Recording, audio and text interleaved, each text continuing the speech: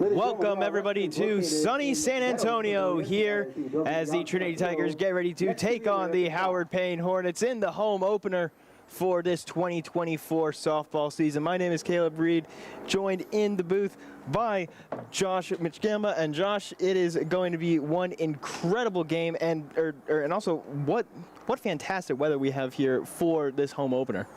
Yeah.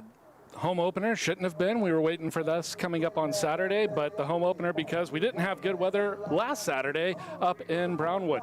So Howard Payne able to make the trip down here to San Antonio on a Tuesday and get underway for their season opener. Meanwhile, Trinity underway on Sunday up north of Austin at Concordia, where they split their series 1-1, and that is a record they come in to this 2024 campaign.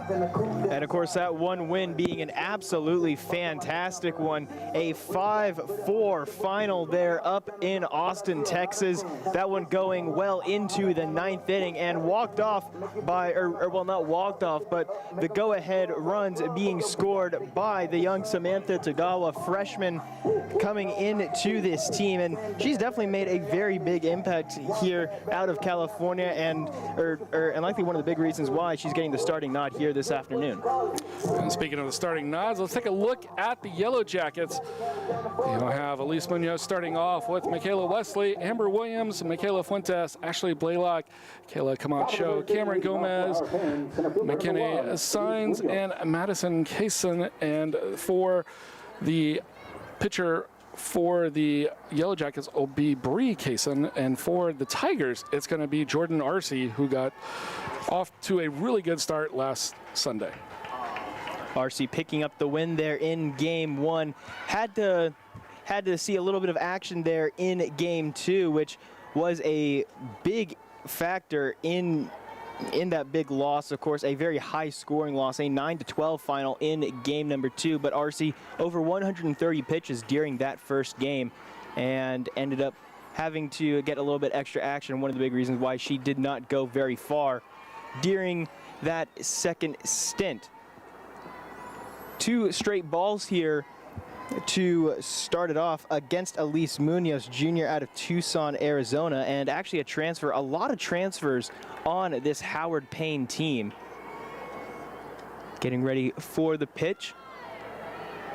I'm gonna say it was just a little bit low there and mark it as 3-0. Arce, of course, the undisputed ace of this team. Got the majority of the action last season and is getting set up to do so yet again this year. As that one's going to be called a strike. Yeah, nice job to battle back. Start off 3-0, but still an opportunity to still retire the first batter. So see if she has anything here on the 3-1. Definitely a hitter's count here. Arce gonna get the second strike, so now we have a full count, 3-2. Arce last season, 101 on the nose in terms of innings pitched, 7-9 record on the season last year. Best of any Trinity pitcher on the staff, and this is a very young Trinity staff. 4 freshmen on it, as that one's too far outside, ball number 4. Arce, one of only 2 upperclassmen on this team, the other one being Brooke Porter, the right-handed reliever, who we may see later today. Didn't get to see her during the weekend action, but again, one of the more experienced players on this roster. Yeah, and so the leadoff walk will bring up Michaela Wesley, and Arce now having to dig from a hole. Did well to get it to a full count after the 3-0 start, but unable to retire the leadoff hitter, and not what you want if you're Trinity. You take advantage maybe of the defense right now. You've got a lot of shadow play that you can see on your screen from the first base dugout, kind of blocking between the pitcher and the catcher. Second pitch is high. Gonna call that one ball 2 here. Last season, Arce did give up 89 walks, so does Does definitely have a little bit of a walk problem. It did follow that up, though, with 79 strikes, so doesn't get a lot of bat contact, but sometimes that comes with getting a lot of walks. Got her swinging there for strike number 1 on the foul. Yeah, we saw situations last year where she would put runners on base, but did find a way to work out of it. And so, not necessarily, I think, a huge concern here early on. I think it's more or less, kind of draw from that experience of the Game 1 victory that you took on Sunday. Got her swinging for strike number 2, even count. Michaela Wesley, one of the best players on this Yellow Jackets squad. 15 doubles on the season, 43 hits. One of the best extra base hitters on this team. Also had 5 home runs in addition last season. As this one is popped up, runner went, and that one is going to fall right into the glove of Peyton Bowser playing at third base. And that'll be the first out here of this first inning. Yeah, not an easy play for Bowser. Did a good job to follow it and put it away. You can tell by those long shadows that she's looking directly into the sun. And that one coming in through the sunlight, she was able to find it midair for the game's first out. Second game definitely should be a little bit better for that. Of course, the lights here at Trinity with those new softball renovations that we got, not this summer, but last summer, really, really helping out in terms of being able to play games, of course, with weather, with the lighting. It has definitely been a very big improvement over the last few years. Yeah, an opportunity where years before, if you'd gotten a little bit of rain, you don't know if the infield's going to be well enough to play. Now with the turf and the good lights, everything's nice and bright. An opportunity here to, move a game here after it was, rained out, quote unquote rained out on Saturday. Even though it wasn't even though the water wasn't falling, infield, of course, not in a good enough condition to play, and you never want players to be sprinting through the mud, slipping on the grass, potentially causing injuries, as this is a Trinity team that has definitely struggled with injuries so far this year. As Goddard swinging strike number 3, 1, 2, 3, and that will be the second out here of this first inning. Jordan Arce with a fantastic sequence there against one of the best hitters on this Yellow Jackets team. Yeah, we'll take Williams and put her down on 3 straight pitches. One of those was a failed bunt attempt. She was trying to move the runner over, and still runner at first. This one fouled back. Number 15, Michaela Fuentes. Michaela Fuentes playing first base here today, the sophomore out of Ennis, Texas. Played in 22 games last season, a pretty good freshman campaign for her. A little bit of a different defensive setup here than what we've been used to over the last couple of years for Trinity, as Arce gets her to go. Runner went and is able to get to second base. A great play there by Munoz. Yeah, pretty vital. Put yourself into a scoring position there now with 2 down. Kind of what they were looking to do maybe with that first bunt attempt, or maybe they were trying to lay down the bunt for a hit. But either way, now you've got a runner in scoring position, so a single should give you the early lead.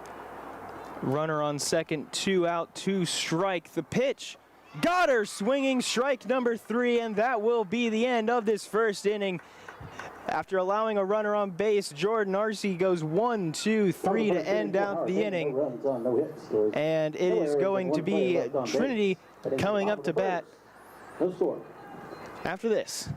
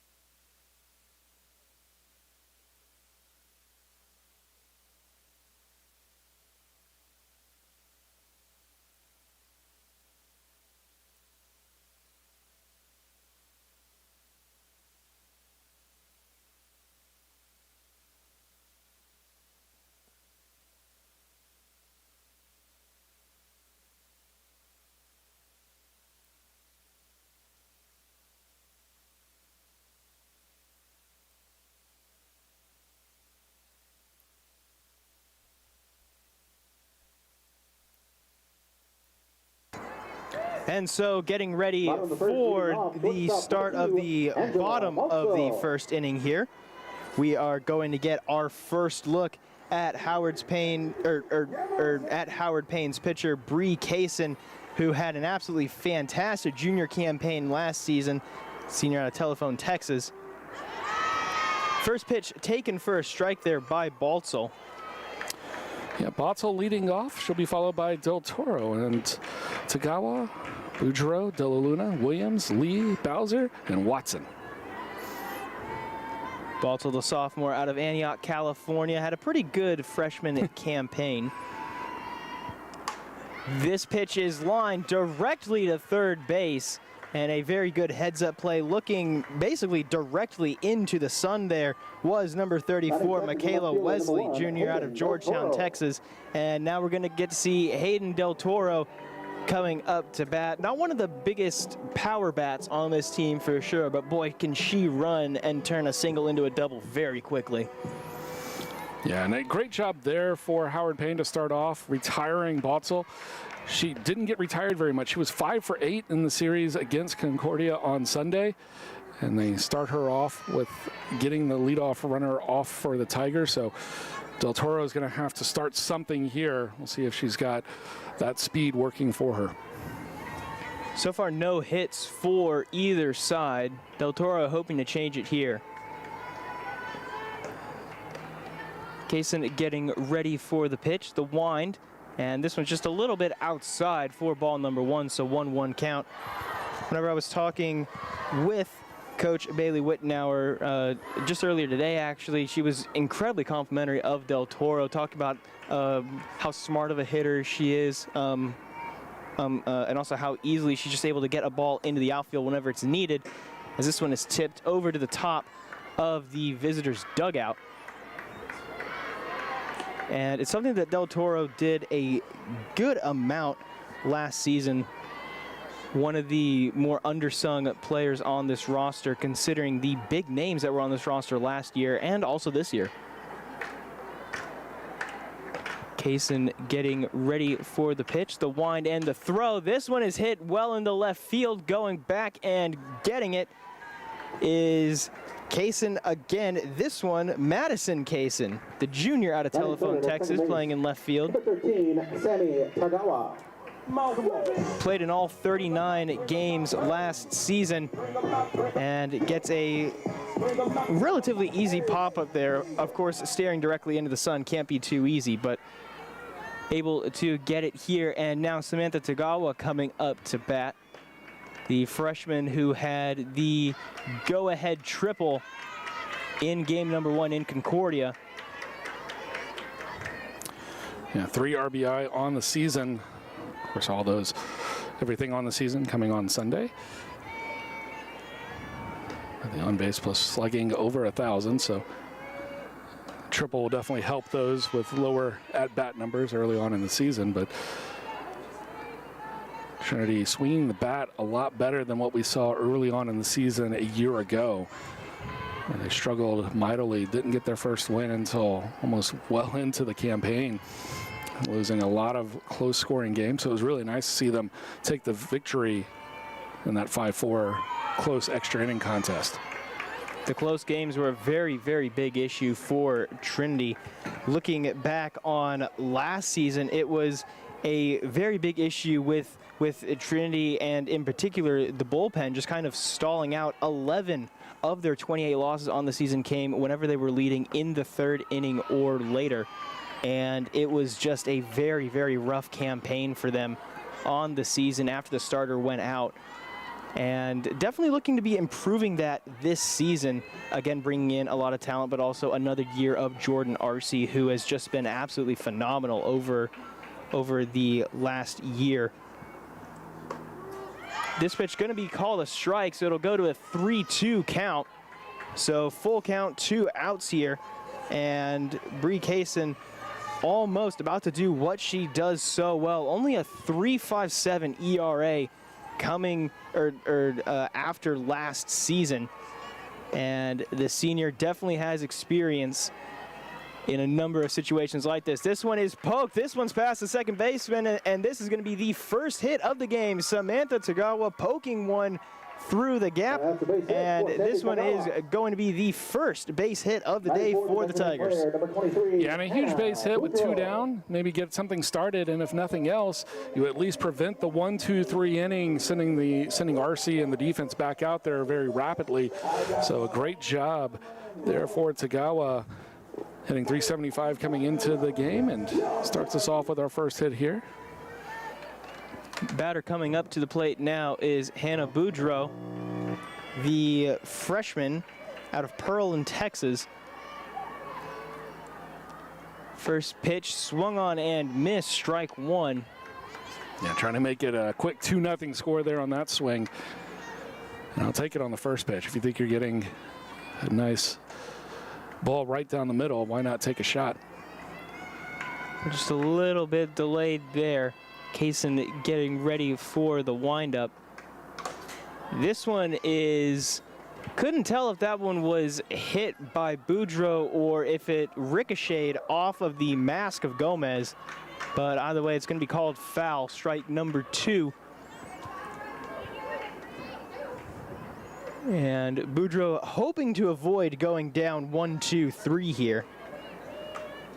Did not have a strikeout in either game against Concordia, hoping to avoid it here, especially with a runner on base. Kaysen, the throw, and she's going to get rung up there, caught looking, and that will be the end of this first inning. So still 0-0 after the first.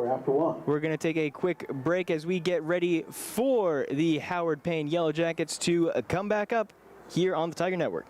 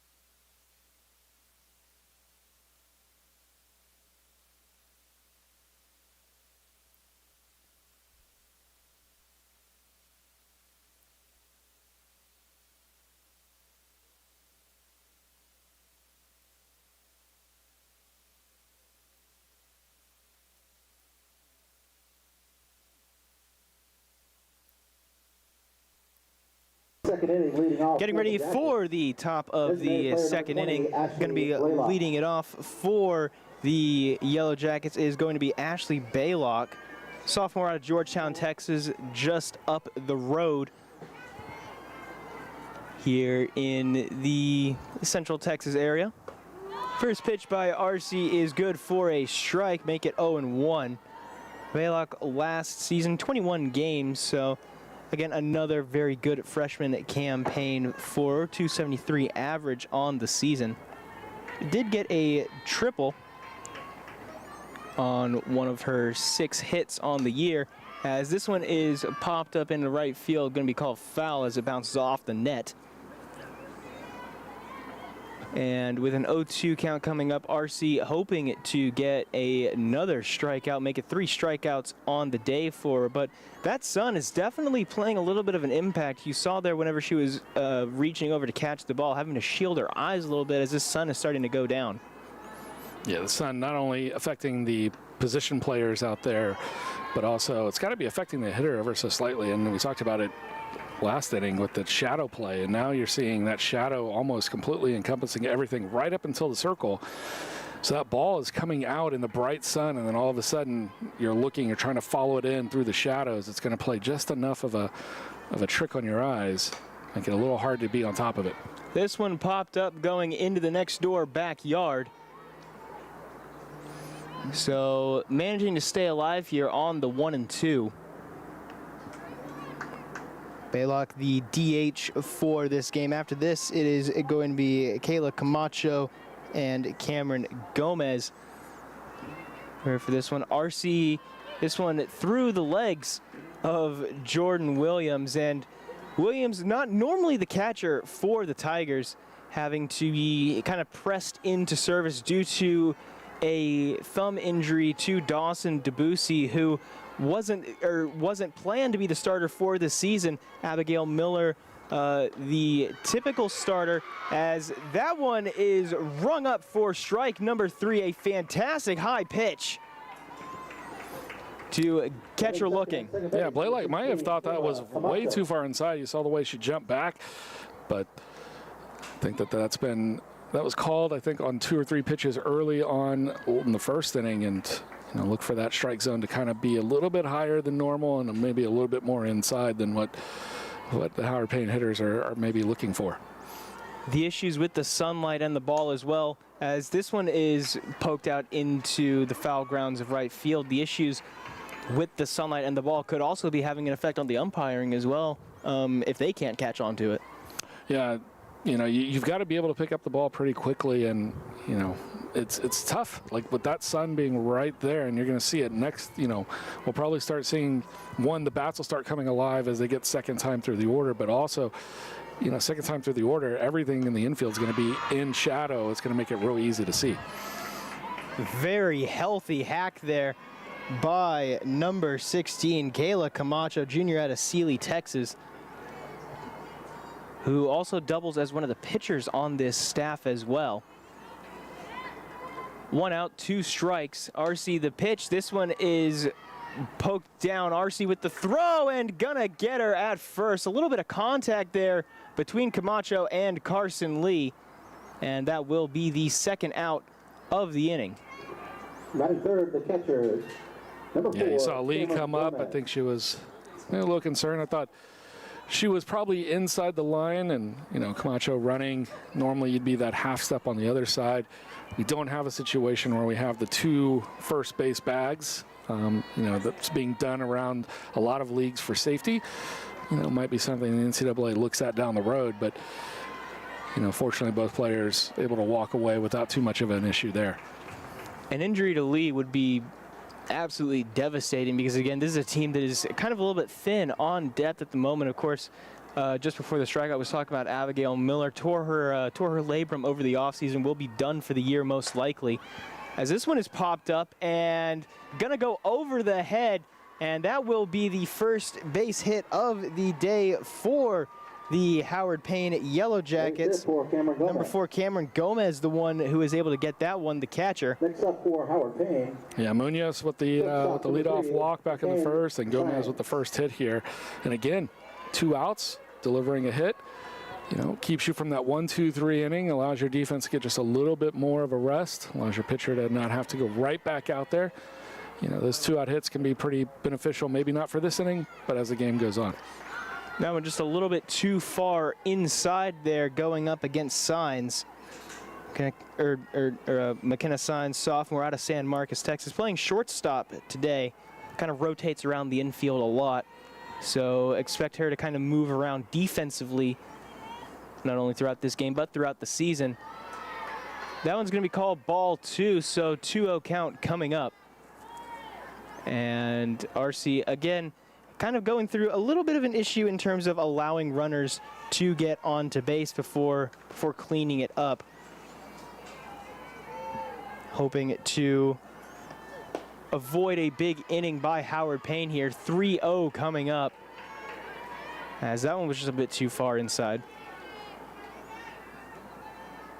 Yeah, we mentioned it first inning. She's allowed runners on, but she usually gets everything back under control.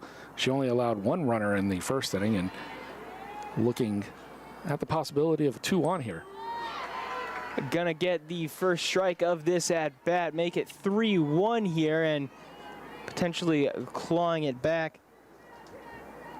Signs last season did have 12 strikeouts, so hoping to avoid it here. Also had 12 walks, so 12 and 12 in that department. RC with the pitch. Gonna get strike number 2, and we're back to a full count here. 3-2. And it doesn't seem to be phased by the 3-0 counts. Comes back strong on the next 2 pitches every time she's had a 3-0 count. The important part is the last time she lost the runner, or lost the hitter at 3-2. See if she's got anything here. The pitch, and it's just a bit too high for ball number 4. And so that will be her second walk of the day. And now runner's going to be on first and second here Next up for the Jackets, as the 9-hole hitter comes up for the Yellow Jackets. Yeah, both pitches that she's missed on at 3-2 have both been high, and I'm wondering if she's trying to find a chase pitch at 3-2. I think at 3-2 you just need to rear back and try to throw your best pitch that you can and just try to beat the hitter and go from there. This one is fouled back and to the left for strike number 1. And looking over to the left, you can see in the dugout, maybe just barely with the lighting and the sun, head coach Bailey Wittenauer, who had a kind of unfortunate start to the season, as that one is out foul in left field. Had a kind of unfortunate start to the season about 2 days before the very first game of the season, before getting ready for Concordia. Actually ended up breaking her ankle, slipping and falling, and had surgery yesterday. Everything went well, so she's in the dugout now. But that's probably why you won't see her on the field very much this season, at least towards the start of it. Yeah, no stranger to Trinity, been here the last couple of years, but first time in the head coaching role. Not necessarily the way you want to start that off, but you know, glad to know that the surgery went well, and as a former athlete, I'm sure she's going to bounce back pretty easily. And a nice play. Fantastic job managing to get her out at second. Samantha Tagawa had to lay out for that one, and Baltzel barely got that one into the glove for the force out, and that will be the end of the top of the first. We will be right back top of the second, and we will be right back for the bottom of the second here on the Tiger Network.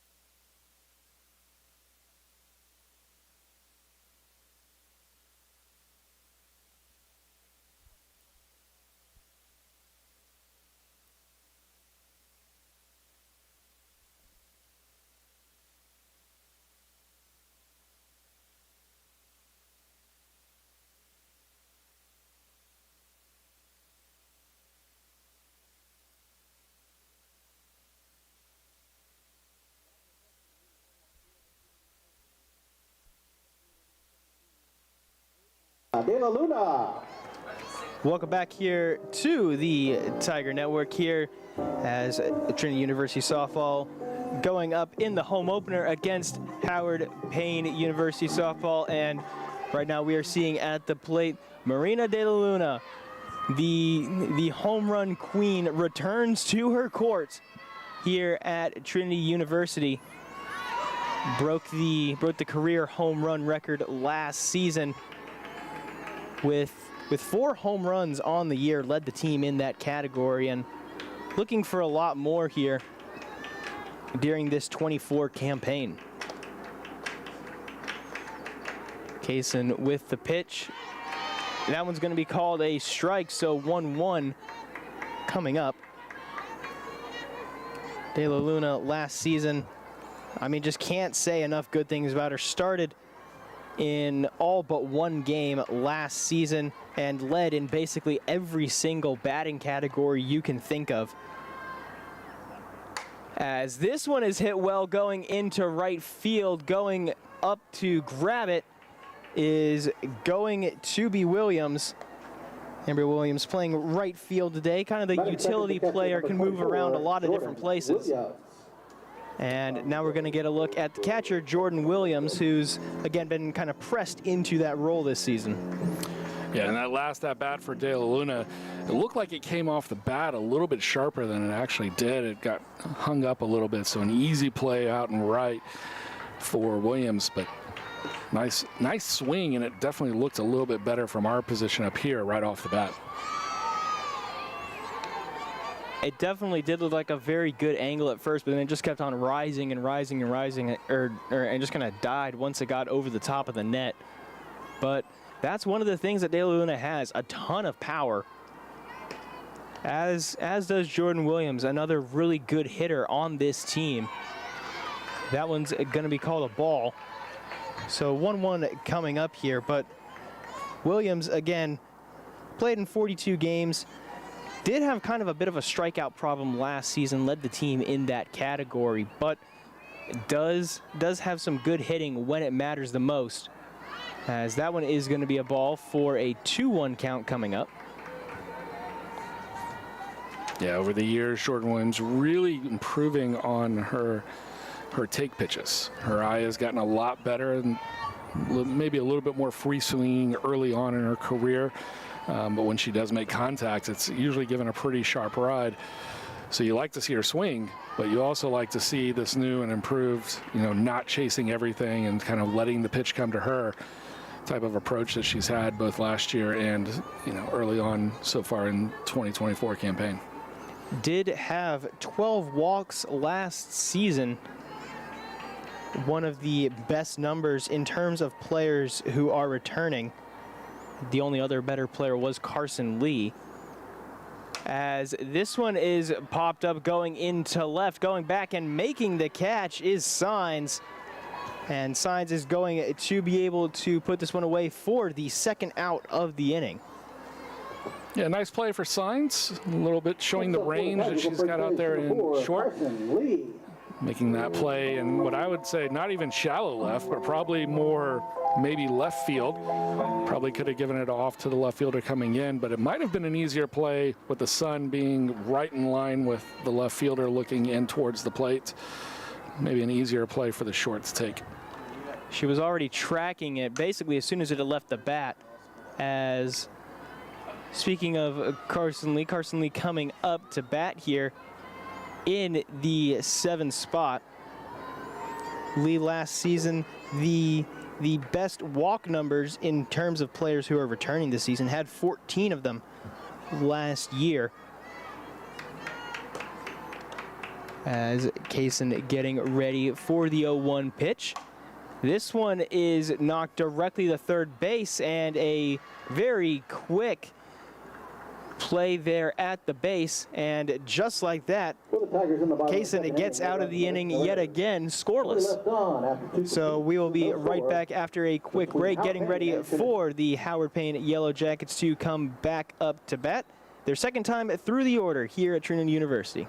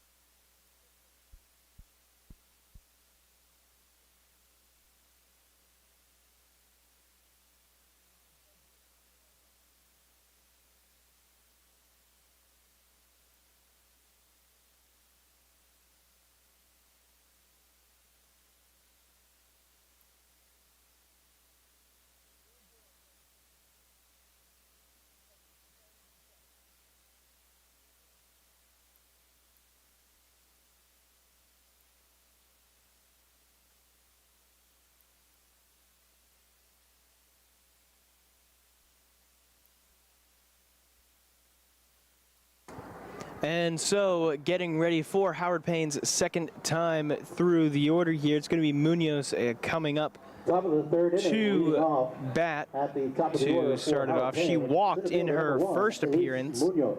Managed to steal second before the inning ended, as RC managed to get a pop out and then 2 straight strikeouts to end it out.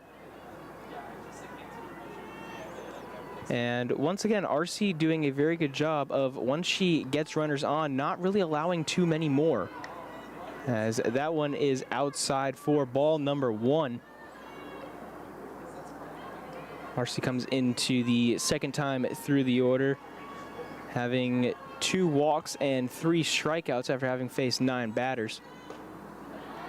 1 hit allowed so far during the game. Each team only has 1 hit. And again, expecting that to kind of pick up not only during the second time through the order, but as the sun starts to go down and it gets a little bit easier to see the ball. As you can see on your screens now, basically the entire infield outside of third base is in the shadow now, so definitely going to make it a little bit easier to start picking up the ball. And likely a reason why RC has missed on these last 3 pitches getting ready for the 3-0. Yeah, second time Munoz has run the count to 3-0. RC was able to come back on her 3-2 before issuing that walk. The pitch and gonna get the strike here to make it 3-1. So just like last time, hopefully going to avoid the walk here, but getting ready for the 3-1. RC last season had 29 appearances, started in 17 games. Both of those were the most out of any Trinity pitcher last season. That one's going to be strike number 2, so once again we get a full count from Jordan RC. Like clockwork. Give them 3 freebies and then come back with 2 strikes. Again, let's see if she misses high this time. She's missed high on her 3-2 pitch the last 2 times, but to Munoz and I believe 2 signs. Let's see where this one lands.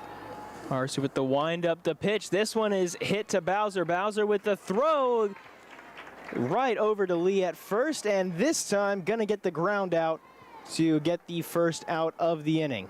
Yeah, and a really nice approach. I think if you're a Trinity Tiger fan, you're going to like that kind of approach, the mentality of I'm going to attack the hitter here, and really came at her instead of trying to get her to chase. Forced her to make that swing and make that contact. And I think they're going to check down at first to see if maybe interference of any kind or if the ball maybe was foul off the plate. Not sure what the interference call could be because Carson Lee was pretty well off the bag and the ball got there before, and they are going to confirm that it wasn't out. They might have been checking to see if Carson's foot had actually been on the bag because we can't see it from our spot. You can see it on your screens, but we're about probably, I want to say about 10, 15 feet offset to the right from the camera. Yeah, we can only see first base. Can't see it live. We can see it off the screen like you can, and it's a little tough to see some of those calls down at first. This one high inside for ball number 1. And it's an area that, and it's an area that this Trinity team is really going to try to attack, not just in terms of their pitching, but also in terms of their batting. It's an area that this Howard Payne team really likes to go to, and somewhere that they're gonna hopefully try and take advantage of. Ball number 2 got issued there. That ball not even making it to the plate. Just a little bit too early of a release there for RC. So the 2-0 coming up here. Again, 1 out here in this inning after the ground out. The pitch, this one is poked in between third and short, and that is going to be the second hit of the day for Howard Payne. For Michaela Wesley. Next up, the right fielder, number 5, Amber Williams. Amber Williams coming up to bat now. Williams had a pretty good season last year. 35 games played, 269 average. Once again, did have kind of a little bit of a strikeout problem. Led the team with 19 Ks on the year. As this first one is good for a strike. Yeah, she's taken 4 straight strikes. She was retired on 3 pitches her first at bat. And once again, it feels like RC, as soon as she allows that first runner, she really lights up. Runner thought about going as Williams couldn't make contact on that one. Gonna set up strike number 2 and really hoping to avoid getting 2 strikeouts on 6 pitches. That would be a pretty rough way to open the season for Williams. Yeah, that swing did not look very comfortable for her. And gets her swinging for her third. A fantastic strikeout for Jordan Arce. Gets the second out of the inning and the second K on Amber Williams today. Yeah, Williams not swinging the bat very comfortably there. I mean, a lot of her swings and misses don't even look very close. Not what you're expecting out of your 3-hitter. Maybe something you'd expect out of the 9 spot that's maybe in there more for defense and just kind of go up there and take a whack at it. But really rough start for Williams today. That one just a little bit high there for ball number 1. Arce really attacking that high part of the zone throughout this game. Of course, both of her walks, that's the same area where she's missed, but that's also where she managed to get Williams out just now and where she's really attacked in terms of most of the strikeouts. Sets it up for an even 1-1 count here on Fuentes. Fuentes, of course, a sophomore out of Ennis, Texas, playing first base here today. 22 games played last season, 205 average on the year. As this one is out to right field, and it's going to go over the netting for a foul. Marina De La Luna out there chasing it down. De La Luna typically playing the shortstop position, but of course having to shuffle players around due to some injuries. De La Luna finding her position out there in right and trying to get a little bit adjusted to it as a primarily infield type player. Arce with the wind, the pitch. This one's just a little bit too high, and it'll even the count up at 2-2. Yeah, and Trinity, we talked about some of the depth that they have, but they feel pretty solid about their starting, at least through the left side with Botzel and Bowser, kind of solidifying that role late last year and kind of taking control here in the first 3 games so far. Bowser last season as Bowser last season at third base obviously did pretty good. Did have a double play to her name earlier on in the season. And as you said, definitely starting to find her role in that area. The lights have come on here at the softball field, so getting ready for not only the remainder of this game, but also game number 2, which will be coming up. First pitch scheduled for about 7 o'clock. Still here on the Tiger Network, so make sure not to go anywhere after this game. 3-2 count coming up, and once again, Arce finds herself in a pretty big pickle. Getting ready for this pitch. This one is hit well into center field. Going back and getting it is Sydney Watson, and Watson is going to be able to end out the inning. A dangerous ball, it looked like, off the bat, but this Trinity defense able to get it back together. No errors, 1 player left on base. And so we are going to go to the bottom of the 3rd here. Don't go anywhere, we'll be right back.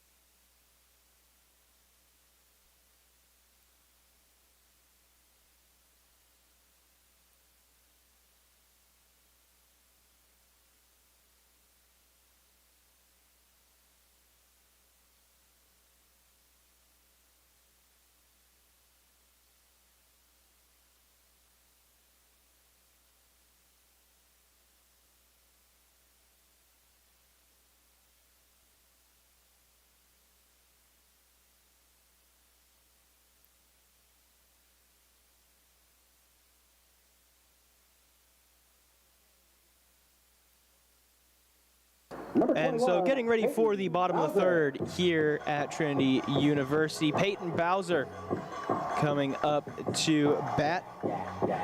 Bowser, the junior out of Arvada, Colorado, playing third base here today. Played in 24 games last season, had a .250 batting average, so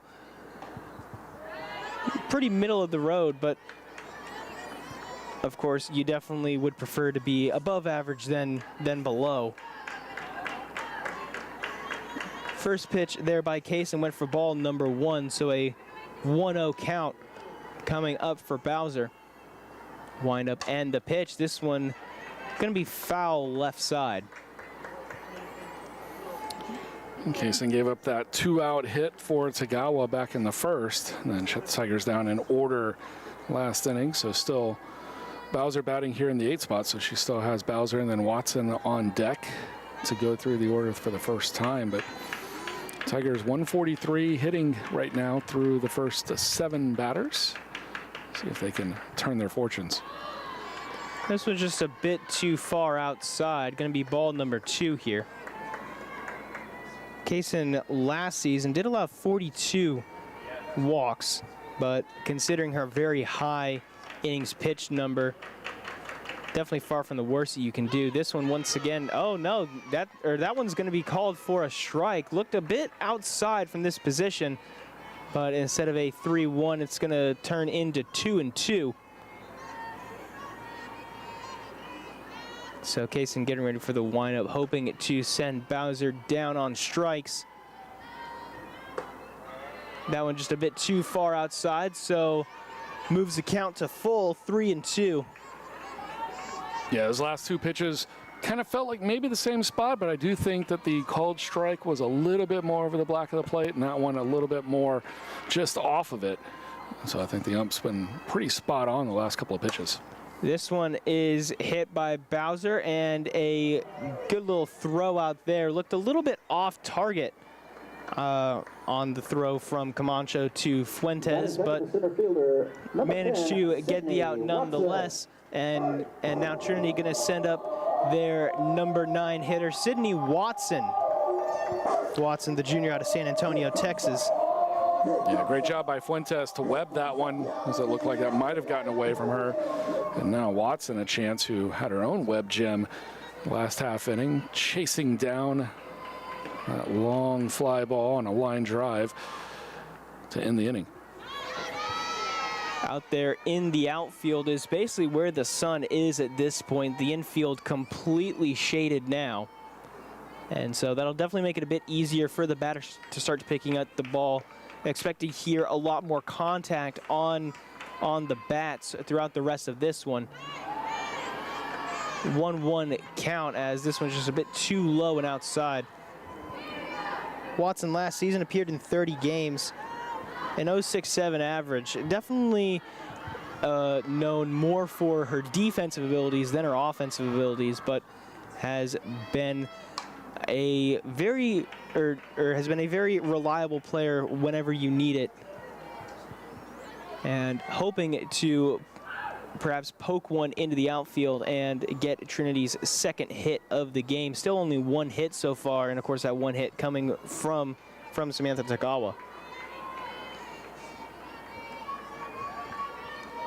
The 1-2, Kaysen checking her wristband here and getting ready for the pitch. The wind, the throw. This one's just a bit too far outside, and so Watson draws the count back up to even 2-2. Yeah, Kaysen without a walk through the first 8+ batters here so far, so trying to keep that intact. Kaysen getting ready, looking for the signal. Gets it, the wind, the throw. This one once again hit by Watson, and once again going to be foul out to the left side.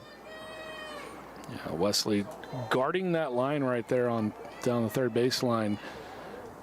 Watson's chopped a few, gotten a head out in front of it, and pulled it foul last couple of swings. So really hugging that line. Nothing going to get down the line for what would probably be a double with Watson's speed. This one is hit directly back over to Kaysen and right over to first base to and Watson's at-bat there. One of the longest at-bats that we've had so far this afternoon, as that'll be the second out here, bottom of the third. And now we're going to go back up to the top of the order, and we're going to see the second appearance here of Angela Baltzel, lined out during her first appearance, and going to be hoping to do a little bit better here. Did get contact on the ball, but this time hoping to send it into the gap potentially. 5 for 8 on Sunday against Concordia in those 2 games, and thinking maybe the first pitch coming in with some speed way out in front of it, and on the changeup from Quezon, just probably about a week and a half in front of that one. Was swinging, trying to put that one probably over to the IM field if she had made contact on it, but instead it's going to be a 1-1 count here. Quezon and Gomez working very well together, especially considering the fact that Gomez is actually a transfer, one of about 5 or 6 on this Howard Payne team, as this one's going to be foul, but Gomez one of 3 transfers from Cisco College alone. Howard Payne really relying a lot on transfers so far this season, and so far they've been paying out for him. Yeah, there are a lot of different ways to assemble your team, especially at the Division III level. And with the West region being really tough, you got the ASC very competitive, the SCAC very competitive. Sent 2 teams to the postseason a year ago. Baltzel getting ready for the 2-2. This one is popped up and back, and this one's going over to the tennis courts, I think. Yep. So keeps the at-bat alive. Just got underneath it, lifted it up over the netting. And so Quezon once again, she was a starter for this one, 2.2 innings pitched so far, as this one is popped up into the infield, and calling for it is going to be Wesley, and Wesley snags it to end out the inning. So we remain scoreless here in the Alamo City, still 0-0 here after 3, and Howard Payne hoping to break that streak whenever we come back.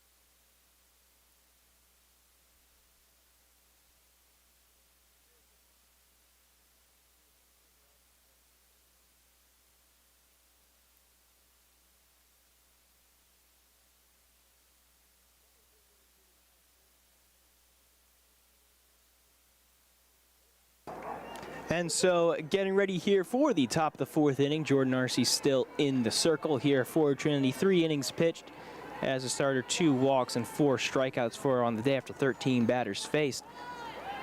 This one going to be a bit too low for ball number 1 at the plate right now. Ashley Baylock, sophomore out of Georgetown, Texas, playing the DH role today. Had 6 hits last season during her 21 games, 22 at-bats during those games,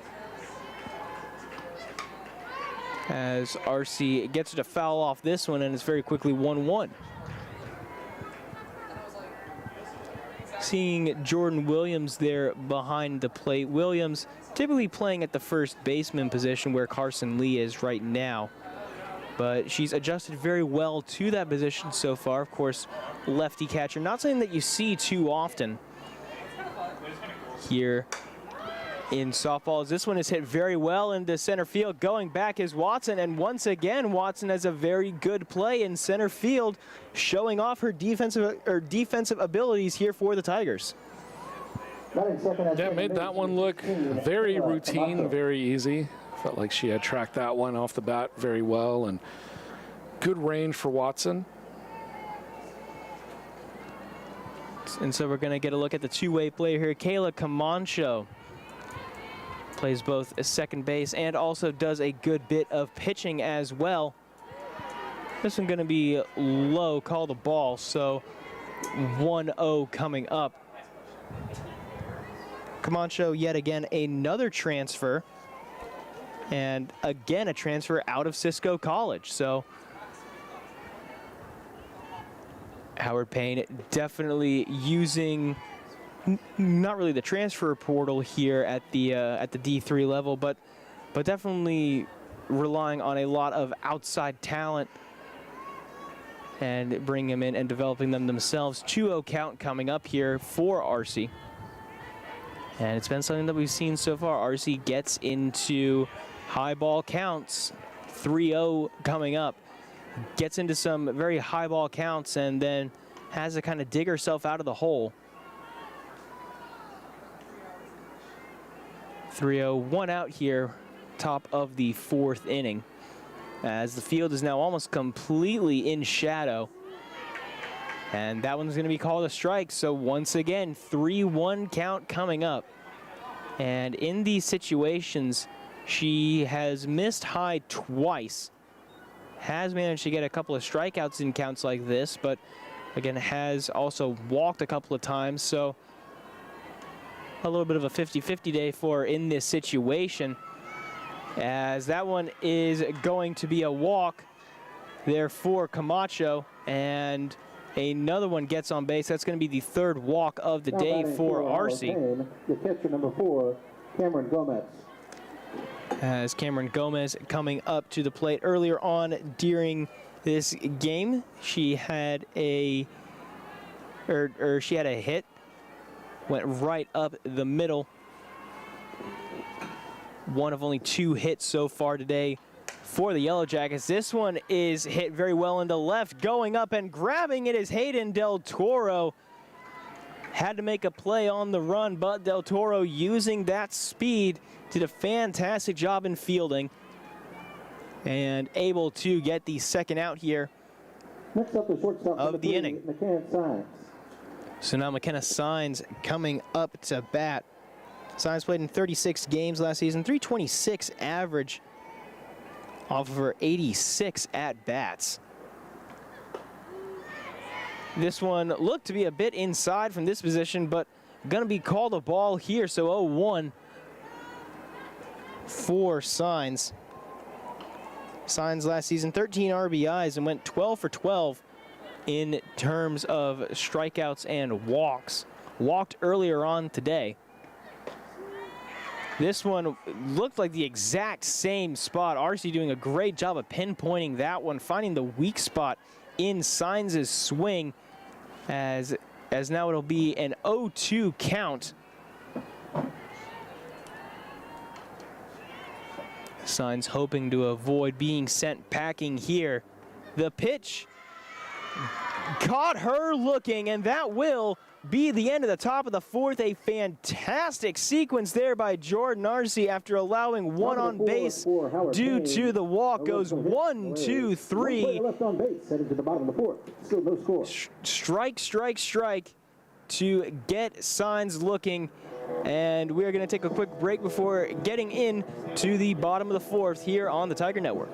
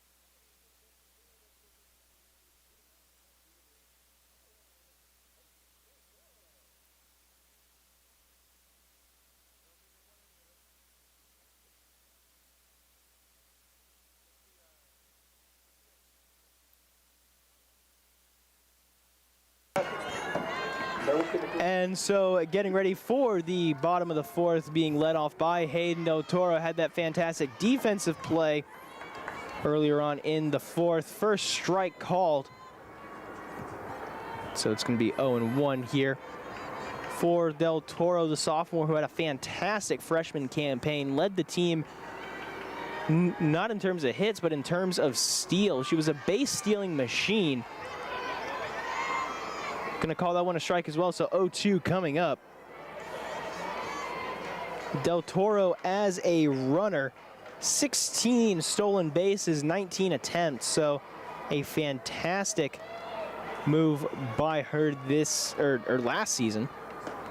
And got her swinging for strike number 3. And Kaysen continuing a fantastic afternoon so far. She has not really allowed too many Tigers to get onto base. No walks and only 1 hit allowed. And that 1 hit came off the bat of Samantha Tagawa. The freshman out of California had the go-ahead triple to win it all in Concordia in the 9th. And she ended up getting Trinity's only hit so far this afternoon.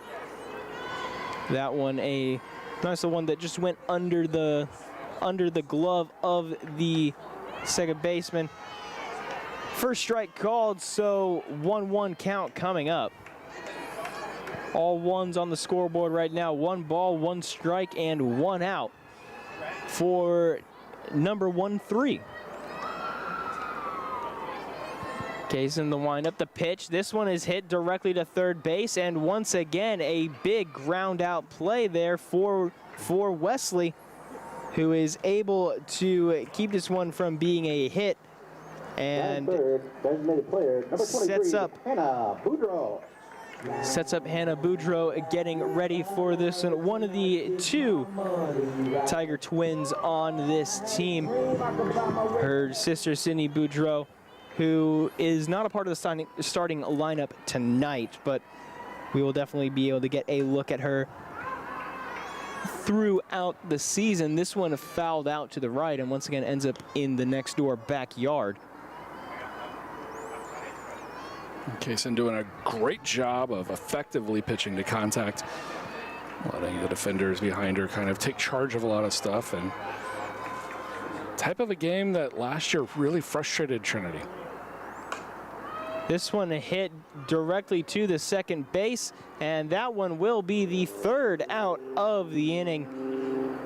Yeah, Trinity got contact on the ball, but just unable to get it into the outfield and get the hit. So once again, Trinity hitless during the inning, but the score is still knotted up at 0 here in San Antonio.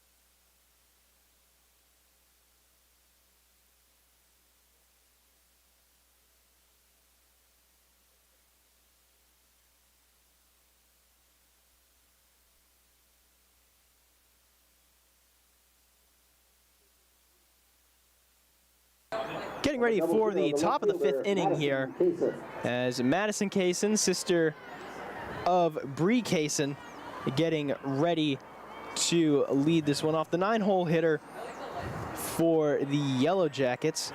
Played in 39 games last season as a sophomore. Of course, a junior now. Led the team in terms of triples, so she definitely does have the speed off the bat to turn a single into a double and a double into a triple, but looks at this first pitch for strike number 1. 0-1 count coming up for her. Ball right back up the middle. Might get her a single here with the way Trinity's playing up and in. This one way too high. Williams had to basically jump up to grab that one, and it'll set up 1-1 here. Again, Kaysen last season 109 at-bats, had 40 hits during those at-bats, good for a 367 average. This one bunted over to Arce and right into the mitt of Samantha Tagawa as Lee ran up to grab it. Tagawa shifted over to cover first. To the top of the order, And you can see on your screen, Tagawa perhaps a little bit undersized. Definitely doesn't look like a power hitter, but according to Coach Bailey Wittenauer, Tagawa has a ton of power off the bat, a fantastic hitter, and something that we've seen not only today, but also on Sunday with that big play that she had. But this is a Trinity team that does have a few big power bats. Of course, Adela Luna with her home run threat, and now Tagawa being able to leverage both speed and bat power. This is a team that is very good offensively, but also, of course, defensively as well, as we've seen so far. This one just a bit too low for ball number 1. And as we predicted, the field is now completely in shadow here at about 6:07 local time.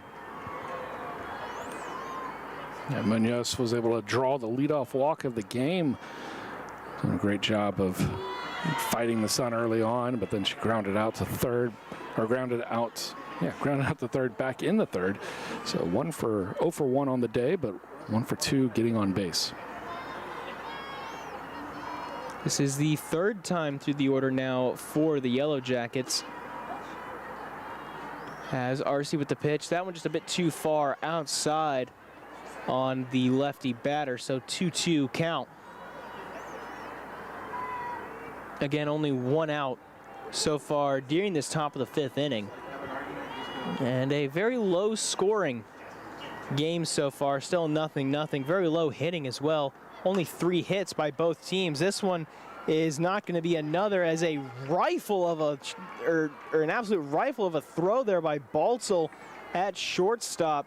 Sent that one over to Carson Lee to get Munoz out. Munoz was very close to it, but the throw there by Baltzel saving what could have been the 3rd hit of this game for Howard Payne.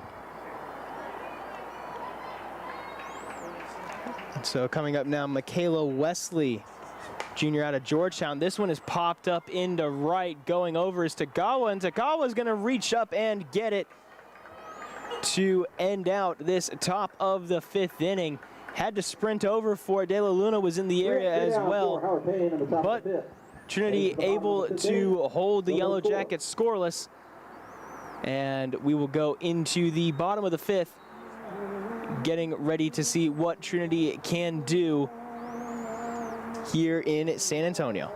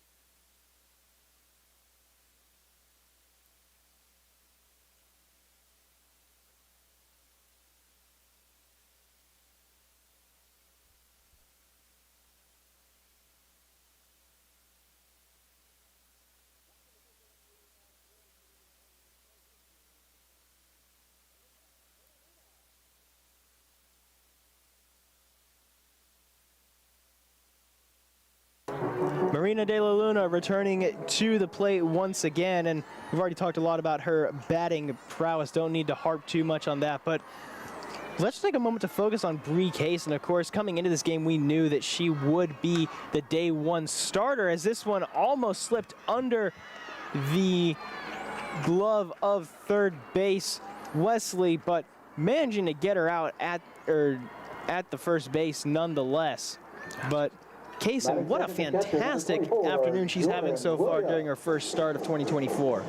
Yeah, fantastic job, and you know, she's doing a great job of getting her teammates involved. Wesley, time after time, helping out there, and you know, she's done a great job of, you know, just kind of understanding the assignment and going out there and taking care of business. It's been a great, you know, individual job in the circle, but also a great job for the Yellow Jackets behind her. Kaysen and Gomez, again, working very well together.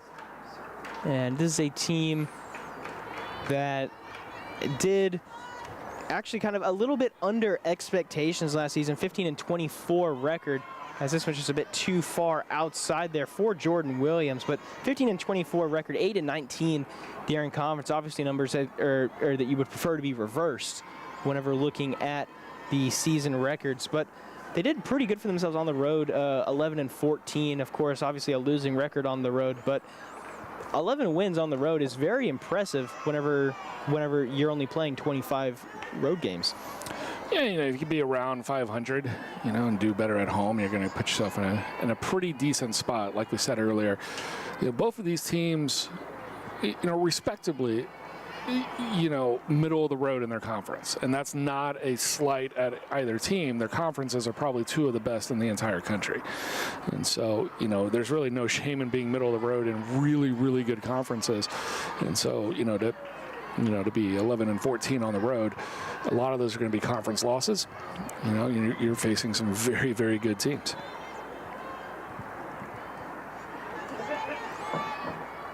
And so getting ready for the 1-2 here, one out. Williams shows bunt, pulls back in. It's going to be an outside low ball. So 2-2 coming up. And of course, you mentioned the two conferences that these two teams are in. Of course, a Trinity in the SCAC having to play TLU twice a year. Howard Payne having to play East Texas Baptist twice a year. As this one is popped up almost directly to the circle for Kaysen to grab. Don't see that too often, as Kaysen just gonna get her own catch there and make the second out of the inning. But of course, mentioning Trinity having to play TLU twice a year, nationally ranked almost every year. Howard Payne having to play ETBU, who's also ranked pretty regularly. And so these are two teams that just kind of have the misfortune of being in the same conference as basically two juggernauts. Yeah, I mean, you got two national powers. As Lee's going to be credited with the base hit here off the line shot. And that's probably the first time that Wesley hasn't been able to snare that one over there playing the hot corner. Just a little bit too high. She did get her glove on it, but just wasn't able to hold the grip.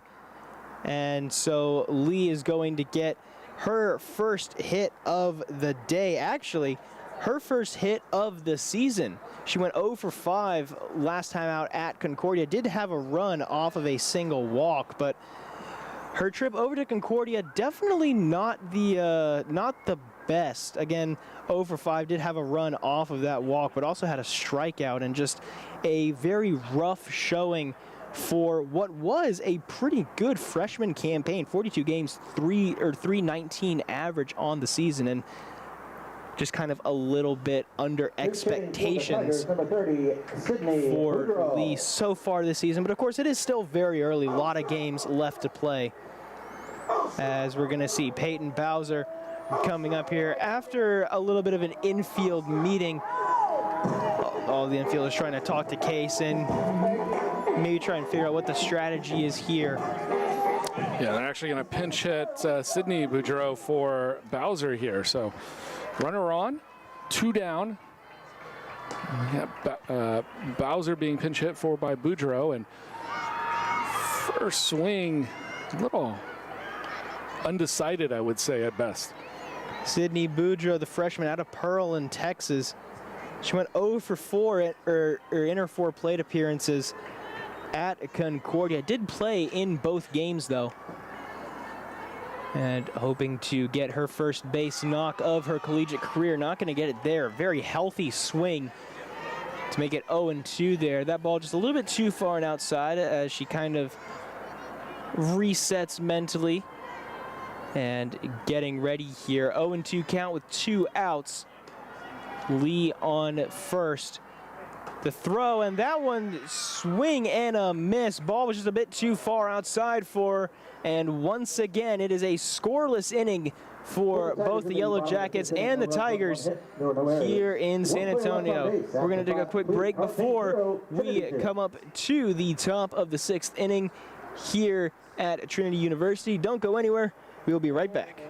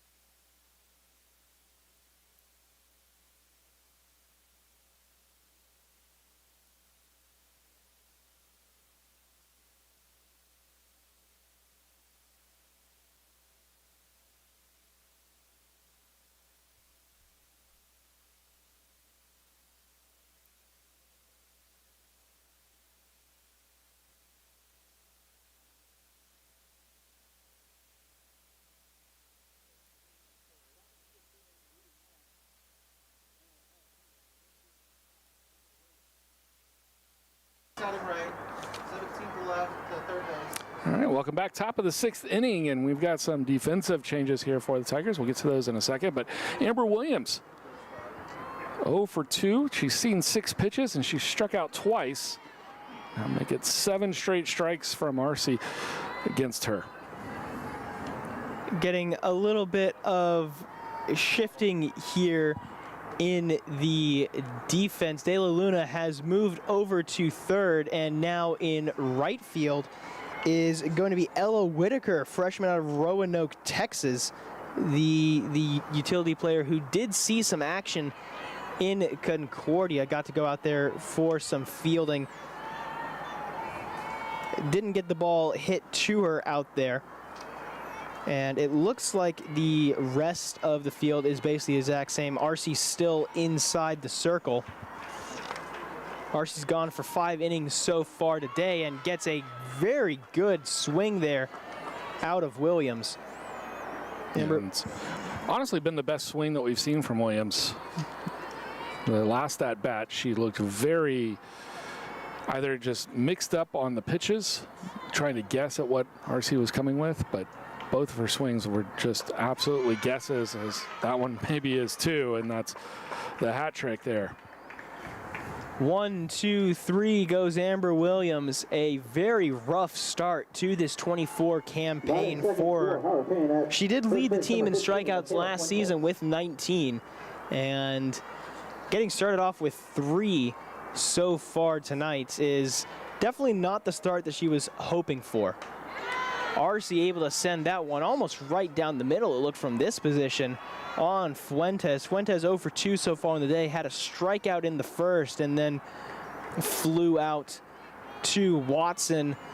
Watson making a very athletic play there in the 3rd inning to end out that one.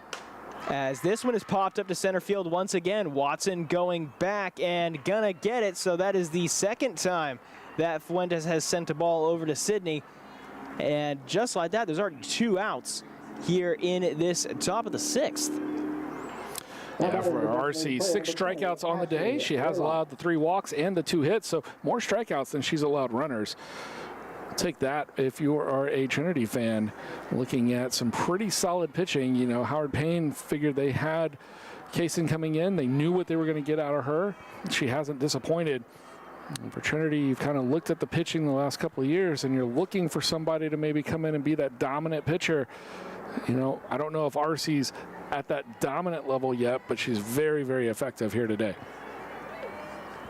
Whenever I got to talk with Coach Whitaker earlier today, she mentioned that Jordan is definitely the ace of this team, and mentioning some kind of characteristics of the other pitchers on the staff. Of course, you've got Brooke Porter, the senior, who we haven't seen so far this season, at least not during in-game action, but of course, Porter, not as much velocity, but great spin on the ball, able to make that ball dance around. And these freshmen as well have had some fantastic ability to be able to get a lot of movement on their ball. Both of them, both Colawine and Nugent being praised for their changeup. And of course, one pitcher who we haven't seen so far, Krishbaum, who's currently injured with a foot injury, as this one goes right up the middle, ends up in the mitt of Watson, and that'll be the third hit of the day for the Howard Payne Yellow Jackets. And we'll see if they can get anything going here, but just talking about the pitching staff real quick, Krishbaum, who again is out with an injury or an absolute fireball pitcher, cannot wait for her to be able to heal up, and we can hopefully see her in action. So maybe some good news there for Trinity, as they've had some question marks over the last couple of years. Not necessarily because of lack of talent, but injuries have plagued them. And it's just never really been able to get off to the right start and find the right footing, and kind of build that momentum that you really do need. It tried to check her swing there, and it's going to be called foul. Lee just unable to get there before it rolled into foul territory. Would have been a good way to end out this top of the sixth, but staying alive there just barely as Camacho, of course, being the two-way player, both in the field and also as a pitcher. 0 for 1 so far today, did walk in the fourth, but grounded out to start her game in the second. This one tip fouled back, so 1-2 count coming up. Yeah, right on top of that one, but just swinging underneath it. She's got Arcia down on the timing, perhaps. 2 outs. We'll see what Arcia comes up with here. 1-2. The pitch, this one once again tipped back. So Camacho doing a great job of making contact, just can't seem to get that timing right and poke one perhaps into the outfield, or maybe get one in between second and short. I'm surprised we haven't seen Blaylock try to snag second here with 2 outs. You never want to run yourself out of an inning, but might be worth it here in the sixth. Swing and a miss. Got her swinging on strike number 3. And once again, Arcia pulls herself out of the inning. After getting a runner on base, she manages to keep it scoreless here.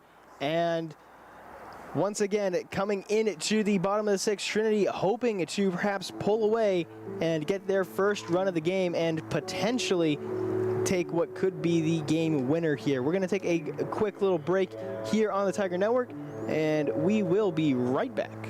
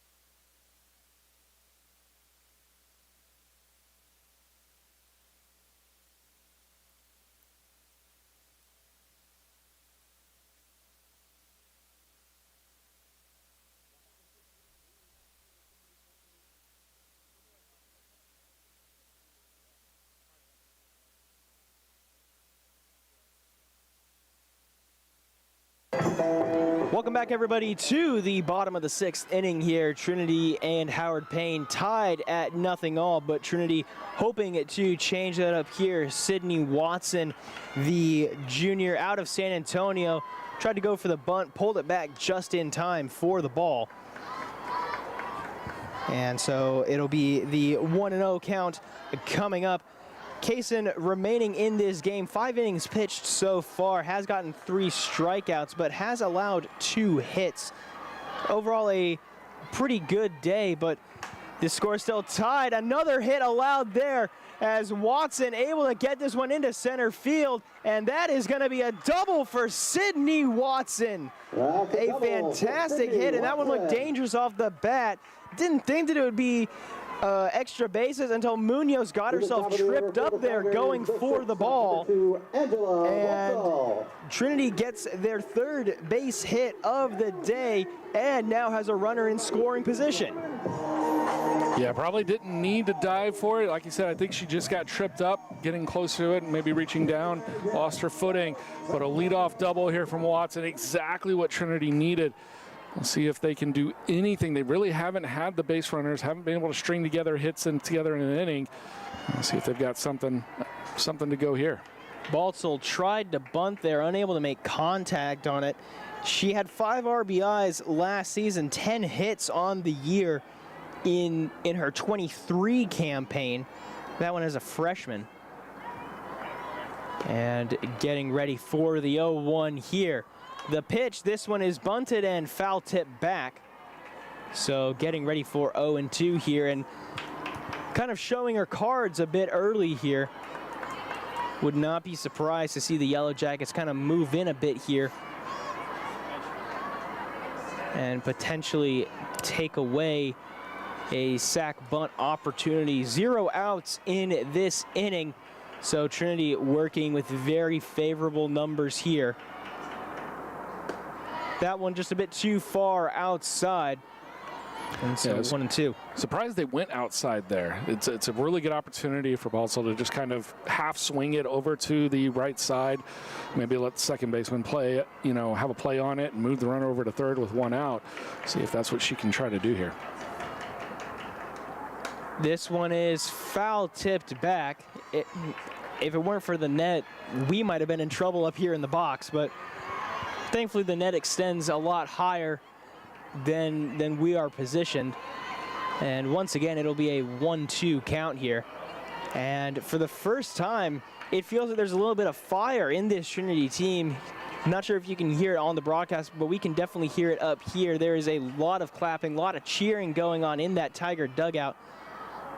As that one's a bit too far inside. That one actually gets away from the catcher, and that one is going to move Watson up to third regardless. Gomez unable to pull that one in, and kind of a little bit surprising there because Gomez, of course, we don't have her stats from her transfer over to Cisco College, but Gomez has been very reliable so far today. First ball she's dropped, and a very poor situation to do it in.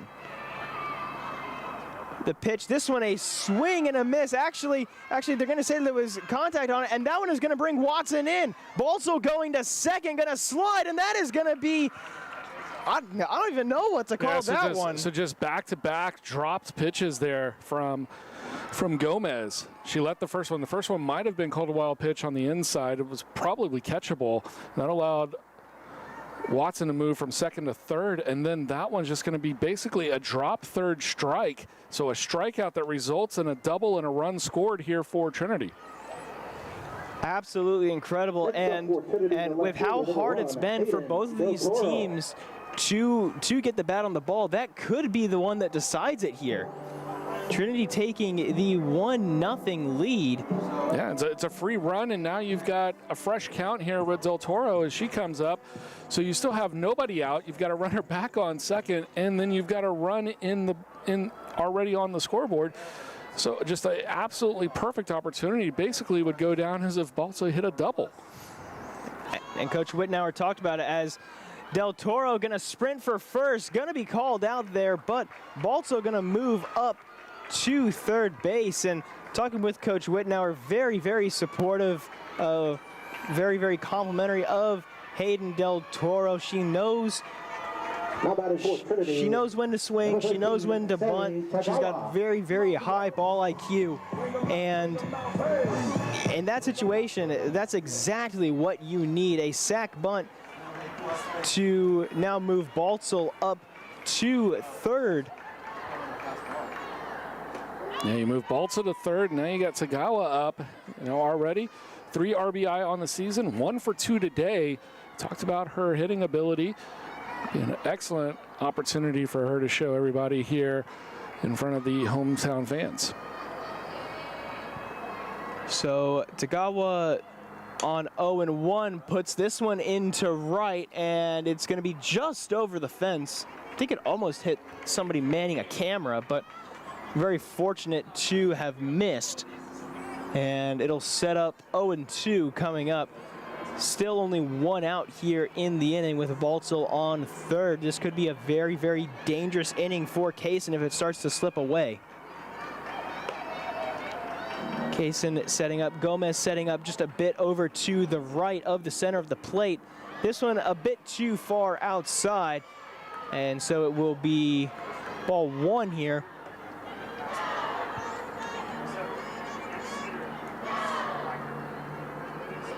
And Kaysen, a 3.57 ERA last season, 143 whip. She's definitely allowed more than a couple runners on so far. And that'll make it a 2-2 count now. Maybe starting to get a little bit flustered, seeing Fuentes kind of move in a little bit there to maybe talk to her, maybe offer a couple of words of wisdom here to try and get her to calm down just a little bit. But this one is poked into right field. Going back and reaching up to snag it is Williams. But meanwhile, Baltzel is going to slide in to score, and Trinity is going to take the 2-0 lead. Yeah, excellent sac fly there for Tagawa. Did exactly what you needed her to do. She placed it just far enough. It was a line drive shot. A great opportunity for Williams to come up throwing. The only thing that might have helped her more is if it had been played just a little bit in front of her so she could have had that running throw to it. But it was good enough to bring Baltzel in from third, and so 2-0 here for Trinity. Now the base is cleared, 2 down. Maybe Kaysen can just settle in here. That one going to be called for a strike, and Gomez unable to hang on to that one yet again. Kind of a little bit surprising. Haven't seen her do that too much until this inning, and it's all kind of fallen apart between the battery. And of course, this is a very they did score that first one, a wild pitch, the first one that she dropped that moved the runner from second to third, but the second one was a pass ball, and that's the one that allowed the runner to score to make it 1-0. The chemistry between these two players still very new. Gomez, a transfer, hasn't gotten as much opportunity as maybe Kaysen would have liked, but 0-2 right here, 2 outs, hoping to end out this inning. Cannot get it there, just a bit too far outside. So 1-2 coming up, and just like that, it was a very, very slow start for the Tigers, but now they have really got things rolling here. Hannah Boudreau getting ready for the 1-2, tips this one back, foul. Boudreau, the freshman out of Pearland, Texas, appeared in both games on Sunday. Went 3 for 6 on, or went 3 for 6 during those 2 games. Also had a double and an RBI. Hoping to get another hit here. This one's hit into left field. Going back and snagging it is Maddie Kaysen, and Howard Payne very lucky to get out of the inning without too much more damage than they've already sustained.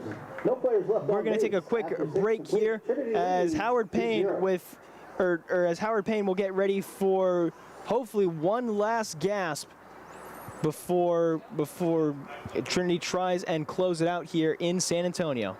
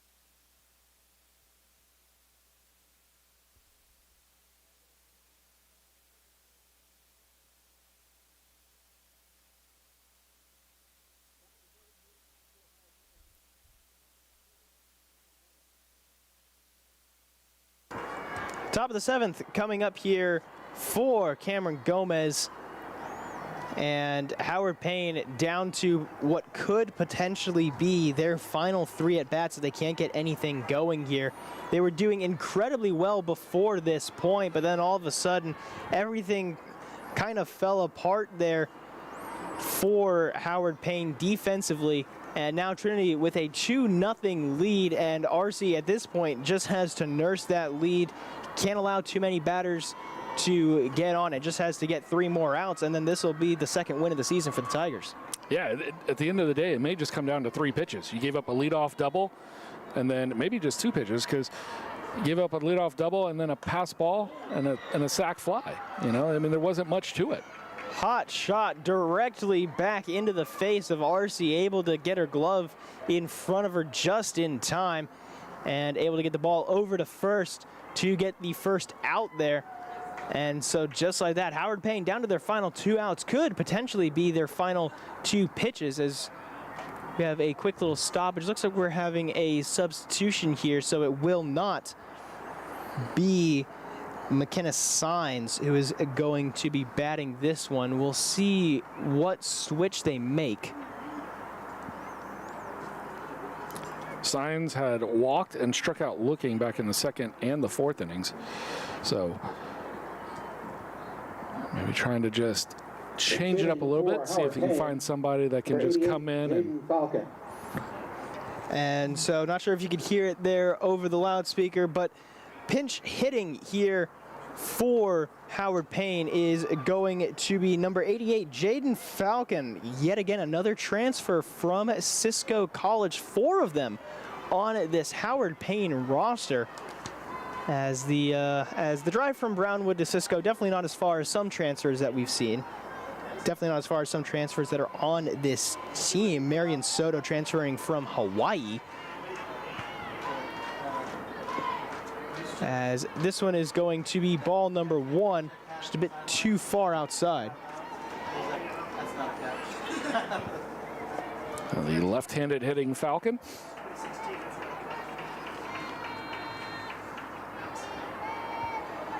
Falcon getting ready for the 1-0. RC delivers, swing and a miss, strike number 1. And all 1s on the top row of the scoreboard. 1 ball, 1 strike, and 1 out. Hoping to make it 2 here for RC. RC has pitched all 6 innings so far today.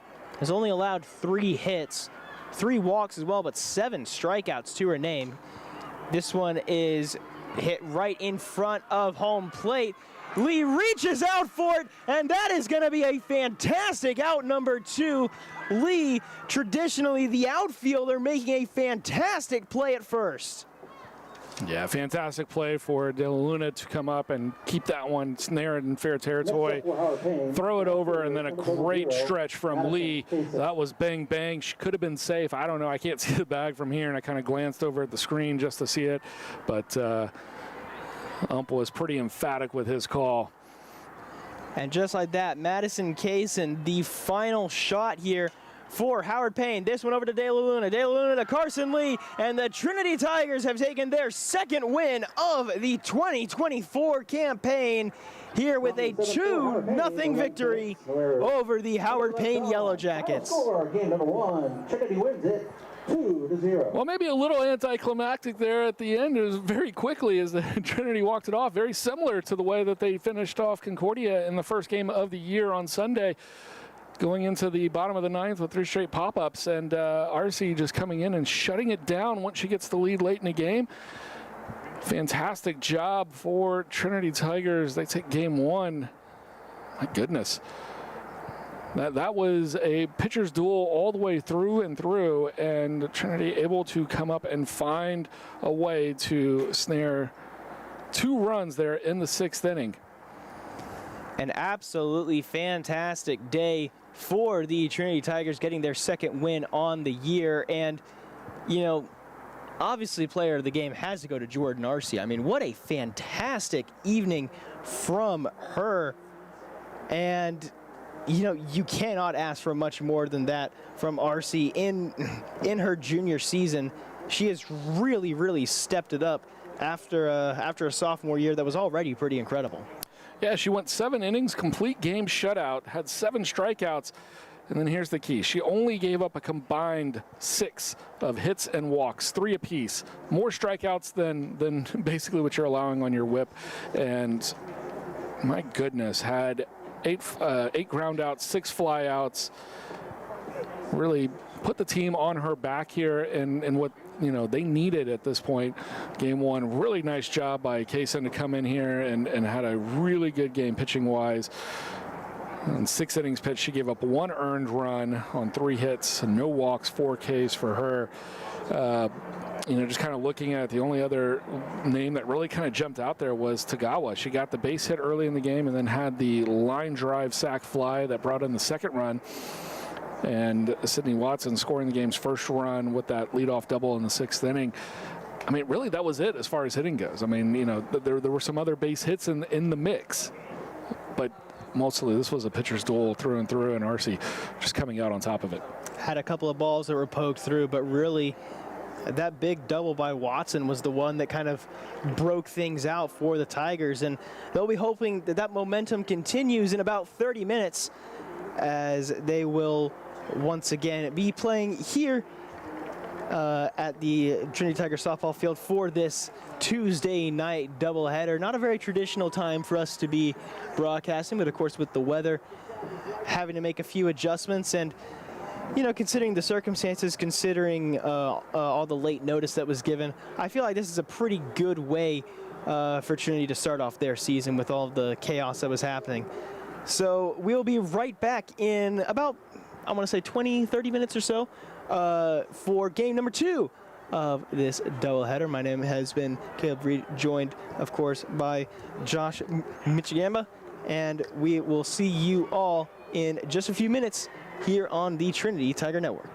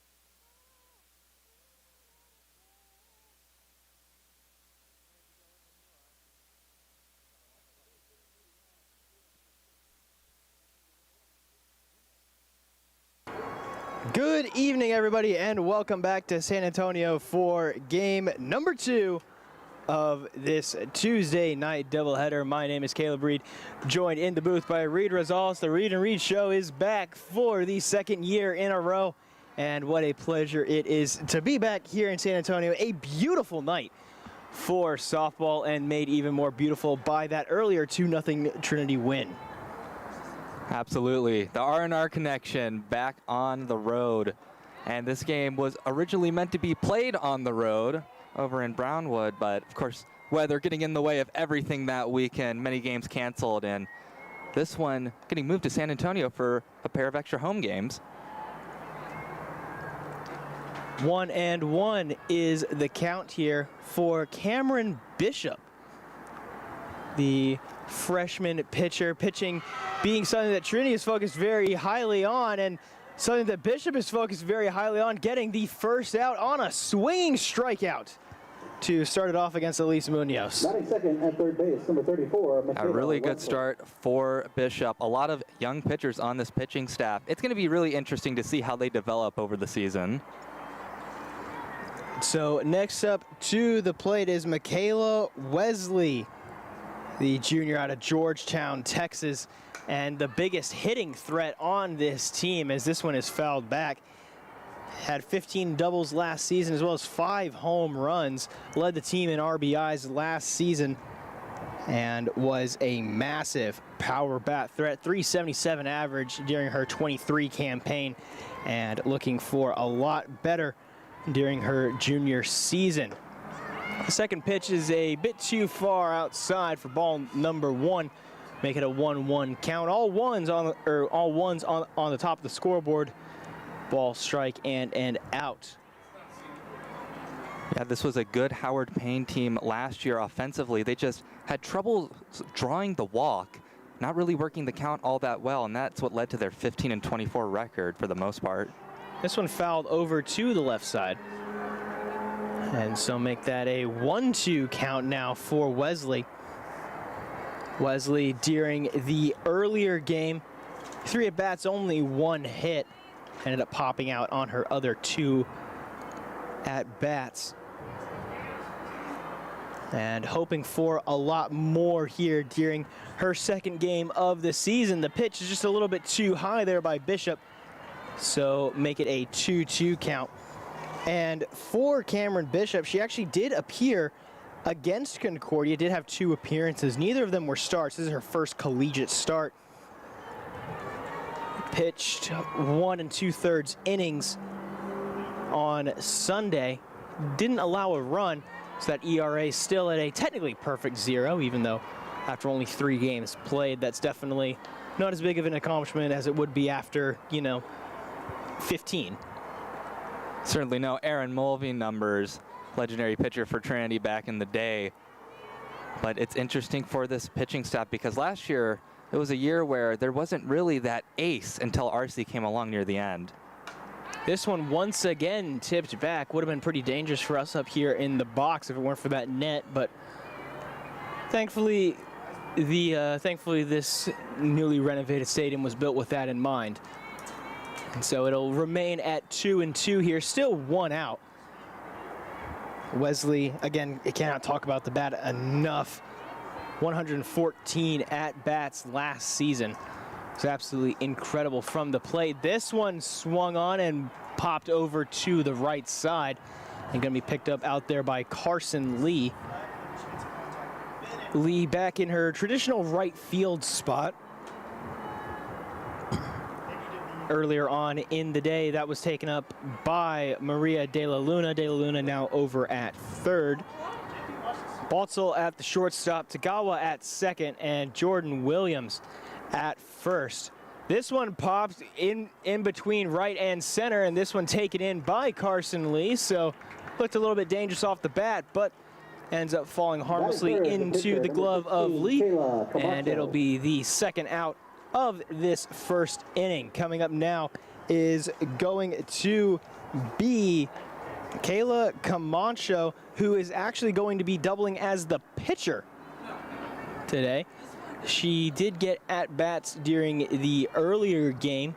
She was playing second base And a swing and a miss on pitch number 1.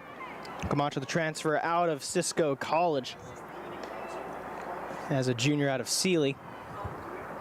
And 0-1 coming up for him. It's one of the fun things about softball is that, unlike baseball, where all the pitchers are kind of staying in their own lane on the mound, pitchers can actually swing the bat, and some of them can do it quite well.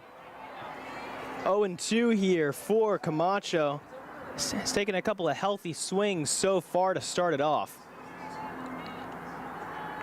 And we'll see what Bishop elects to do here. Already 1K to her name so far. See if she can get number 2. The pitch, swing and a miss. Strike number 3. And as Cameron Bishop starts off her collegiate career, her first college start goes pretty well, I'd say. 1 pop out, 2 strikeouts, and a pretty harmless top of the first. We're going to take a very quick break before we get to the bottom of the first, as Trinity will be first up to bat.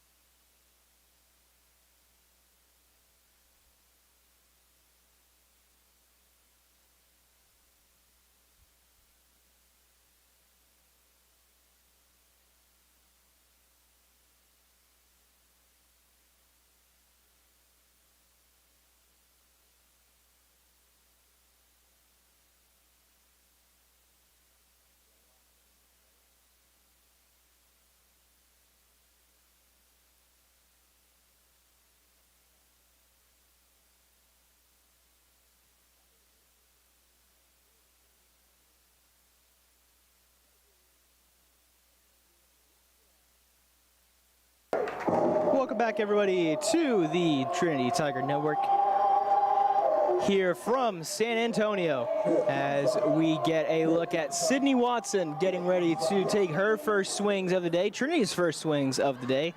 She started out as the 9-spot hitter in game number 1, and she will now lead off game number 2. Takes strike 1. To be a bit high and outside, but was called a strike. All of the lights on here in San Antonio, here at this semi-newly renovated stadium. It got a facelift over last summer. This one has popped up going over into right. Ends up bouncing off of the barbecue of the backyard next door.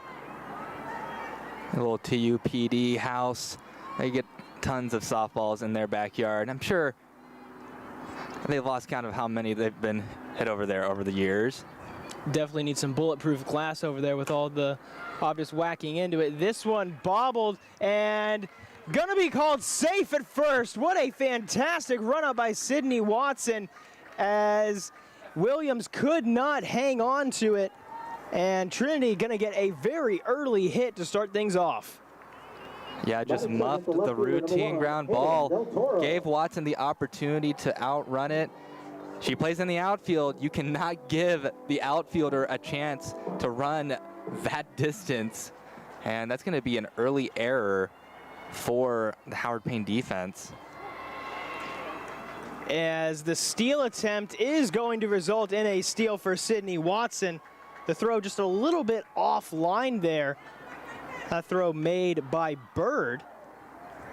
Gabby Bird, the freshman out of Mansfield, Texas, getting the catching duties here today after Cameron Gomez was taken out of that spot. Gomez had a pretty good day up until the 6th inning, at which point everything kind of fell off the rails a little bit, but of course still early on in the season, trying to maybe see what players work in which spots and which ones don't. This one popped up, lands off the roof of the visiting dugout. And 0-2 coming up. When you have Watson on second base, that's some good speed. Really just anything to the outfield will be a threat to score her. And a really good opportunity for Trinity early on with no outs.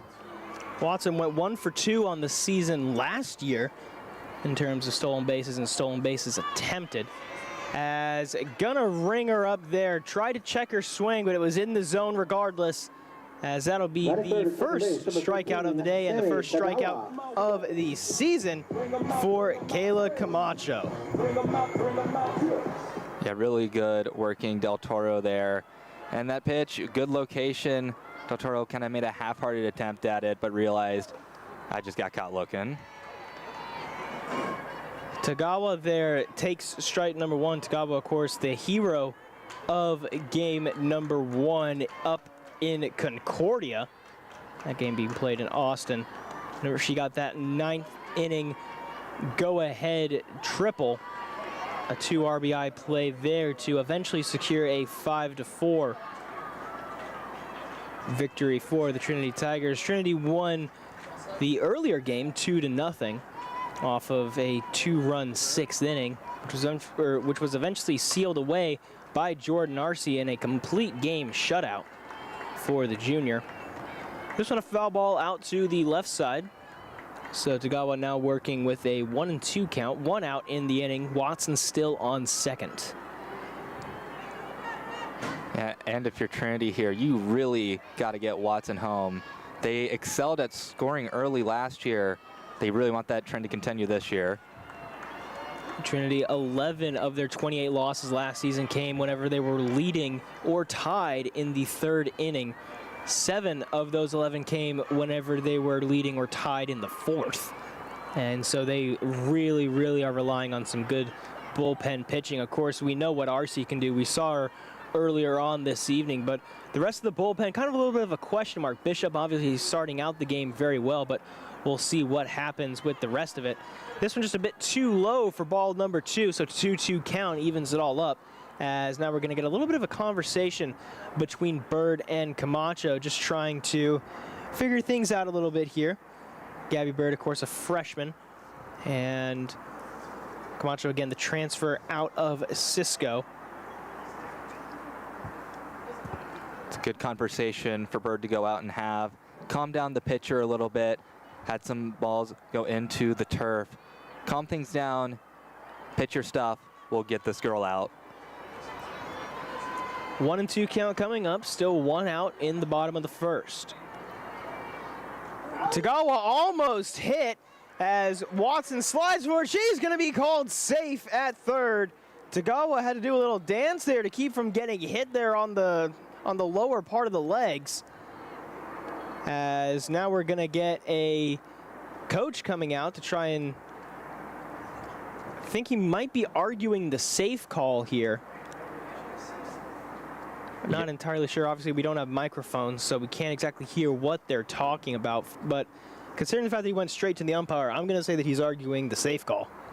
They're going to have a discussion here. That throw definitely beat Watson, but just the way it was thrown, the location of Wesley, Bird falling down, I think Watson did get the right call there. Yeah, she's safe. It's just Wesley had to go out of place because Bird fell down. Unfortunate for Howard Payne, but very fortunate for Trinity, because now you have Watson on 3rd base. A sacrifice fly is all you need to get her home. Tagawa did have the first hit of the game during the earlier game here at Trinity. The pitch, this one swung on and off the foul netting in right. Camacho, again, a two-way player, as we've already mentioned during this inning. A very, very unique ability for players in the softball. Of course, with substitution rules, being able to kind of move players around whenever you want, being able to take them out, put them in whenever you want. It affords a lot more luxuries here, as this is going to move it to a full count, 3-2. So 3-2-1, 3 balls, 2 strikes, and 1 out here, bottom of the 1st. Big moment for Tagawa here. 3-2 count, runner on 3rd. We'll see what the young freshman does. Camacho ready.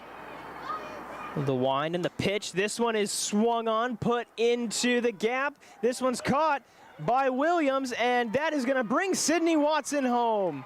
Sydney Watson had the go-ahead run earlier on today, and now she gets an early 1-0 lead for the Tigers here with that sac fly. Very smart at-bat by Tagawa.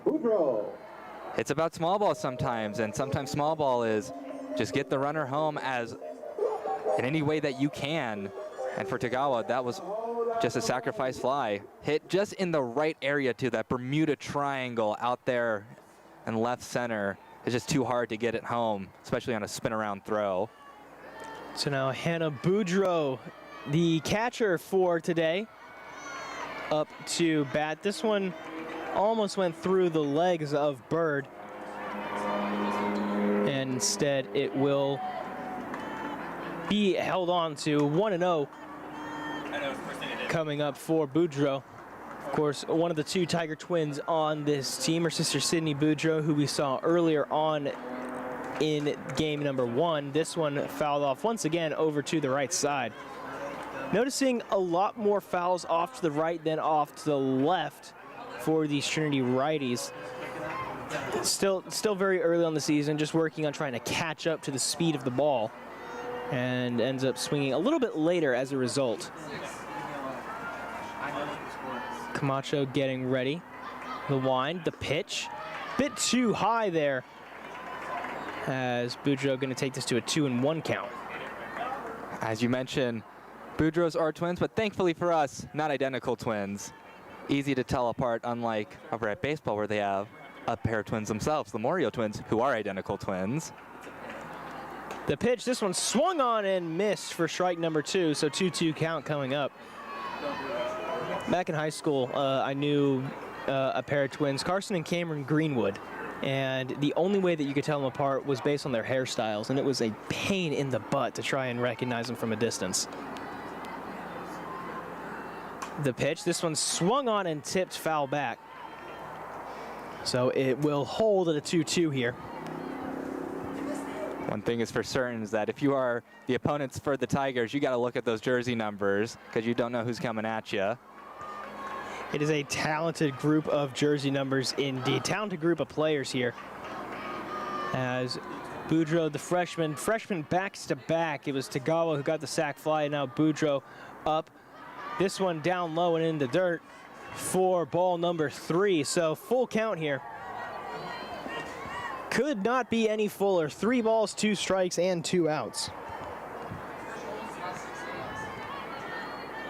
So Camacho getting ready for this one. Has not a lot of walk yet. Has gotten a strikeout. The pitch, this one is hit right back up the middle, as that will be another base hit for Hannah Boudreau. She got 3 earlier on Sunday, and now she picks up a career base hit number 4 to get on base and extend this first inning. And now coming up to bat, the queen coming back to her court, Maria De La Luna. Of course, broke the home run record last season on a call that we were both on. And now getting ready, and whenever I got to talk with the head coach of the softball team, Bailey Wittenauer, she said anytime that Marina is able to get contact on this ball, it is just pure excitement in the dugout because we know what she can do. Every home run she hits is a record now since she's at the top, and just has so many opportunities, so many clutch moments. That inside the park home run against TLU, and she drove in the 1 run to beat TLU in the SCAC tournament when the Tigers pulled off that incredible upset in the 3rd game. The senior out of Concord, California, 4 home runs last season, played in 42 of Trinity's 43 games. Had 133 at-bats, 39 hits on the season. As this one hit very well going out to second base, and that will be the inning ender.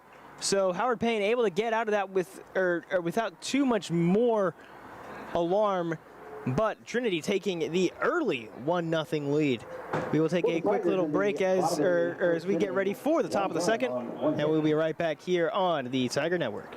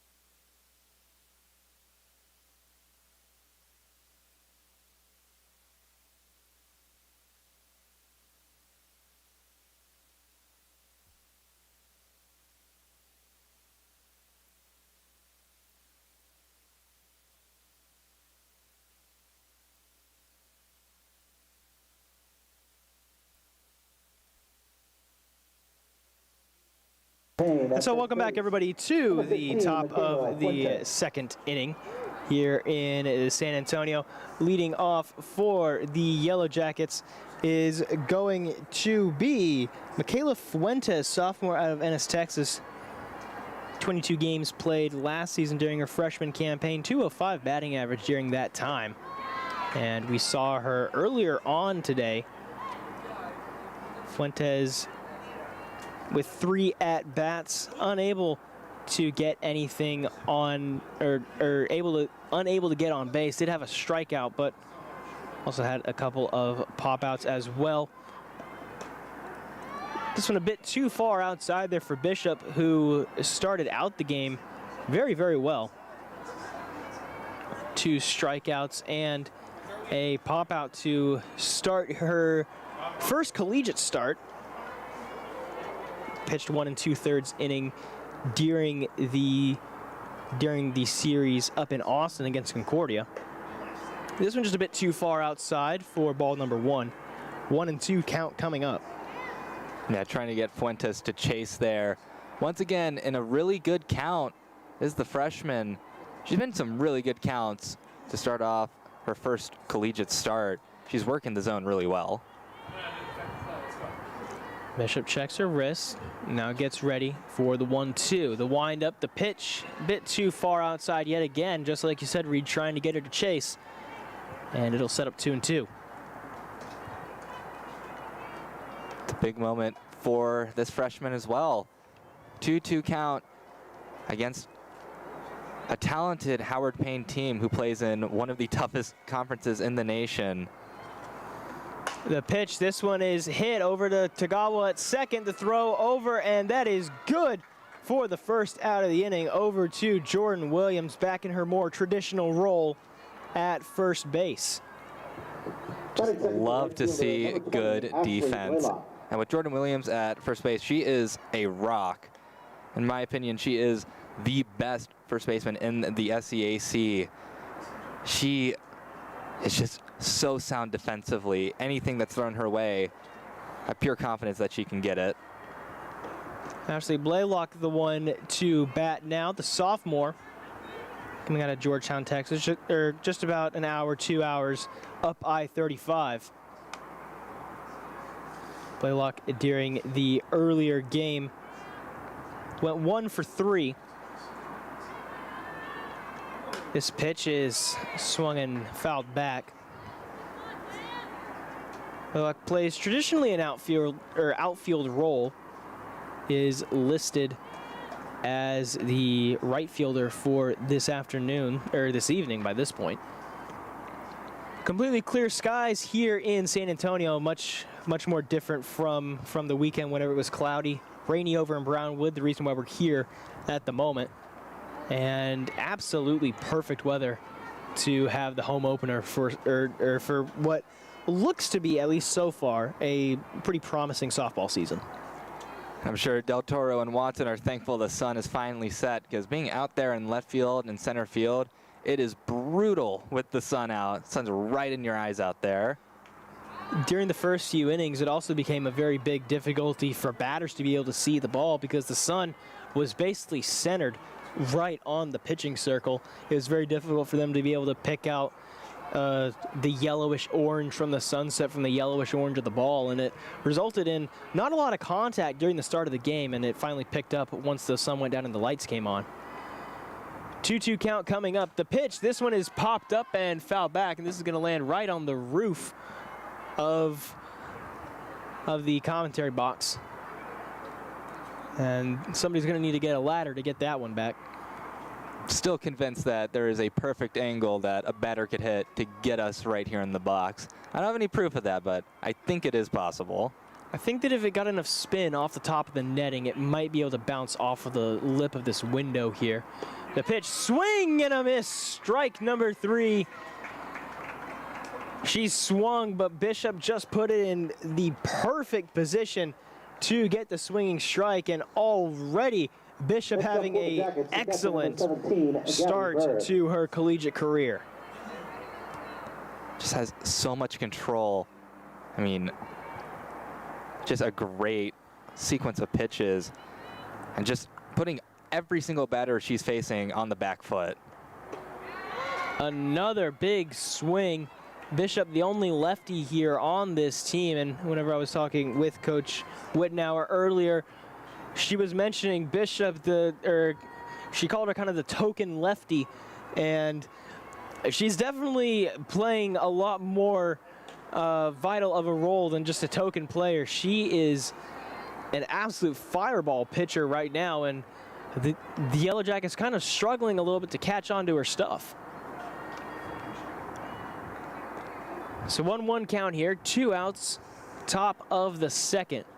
Bishop, the wind, the pitch, swing and a miss for strike number 2. And man, I tell you what, if this is what we're going to be seeing for the next 4 years out of Bishop, then Trinity softball is going to be in pretty good shape. Immediately 1-2 count yet again. Every batter that she's faced so far, it feels like that they've been in the hole like immediately. Bishop, the pitch, a bit too high there. So it'll set up the 2-2, and everybody on this staff brings something a little bit different. Bishop, of course, being the lefty. RC, who we saw earlier, kind of the experience, being the ace starter, but a couple more of these freshmen with some really great changeups, some great movement, as this one's tipped off the end of the bat. Still going to remain 2-2-2. All 2s here, 2 balls, 2 outs, 2 strikes, and of course the second inning. We'll see what Bishop dials up here on the 2-2. The windup and the pitch. Swing and a miss, strike number 3, as Cameron Bishop has an incredible inning. All 3 retired on strikeouts. Payne, heading to the bottom of the inning, Trinity leading 1-0. Cameron Bishop doing an absolutely fantastic job during her collegiate debut. And we will take a quick break as Trinity gets ready to bat here. Coming up next is going to be Jordan Williams, the senior, to lead off the the bottom of the second inning.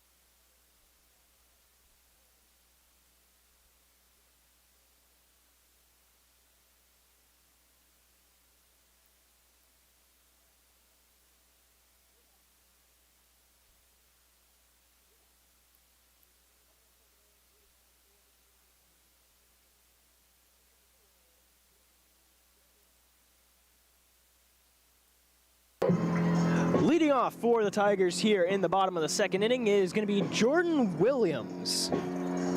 Of course, we know a lot about Jordan Williams, a senior out of Clayton, California, one of the more reliable players on this team, one of the most patient batters on this team as well.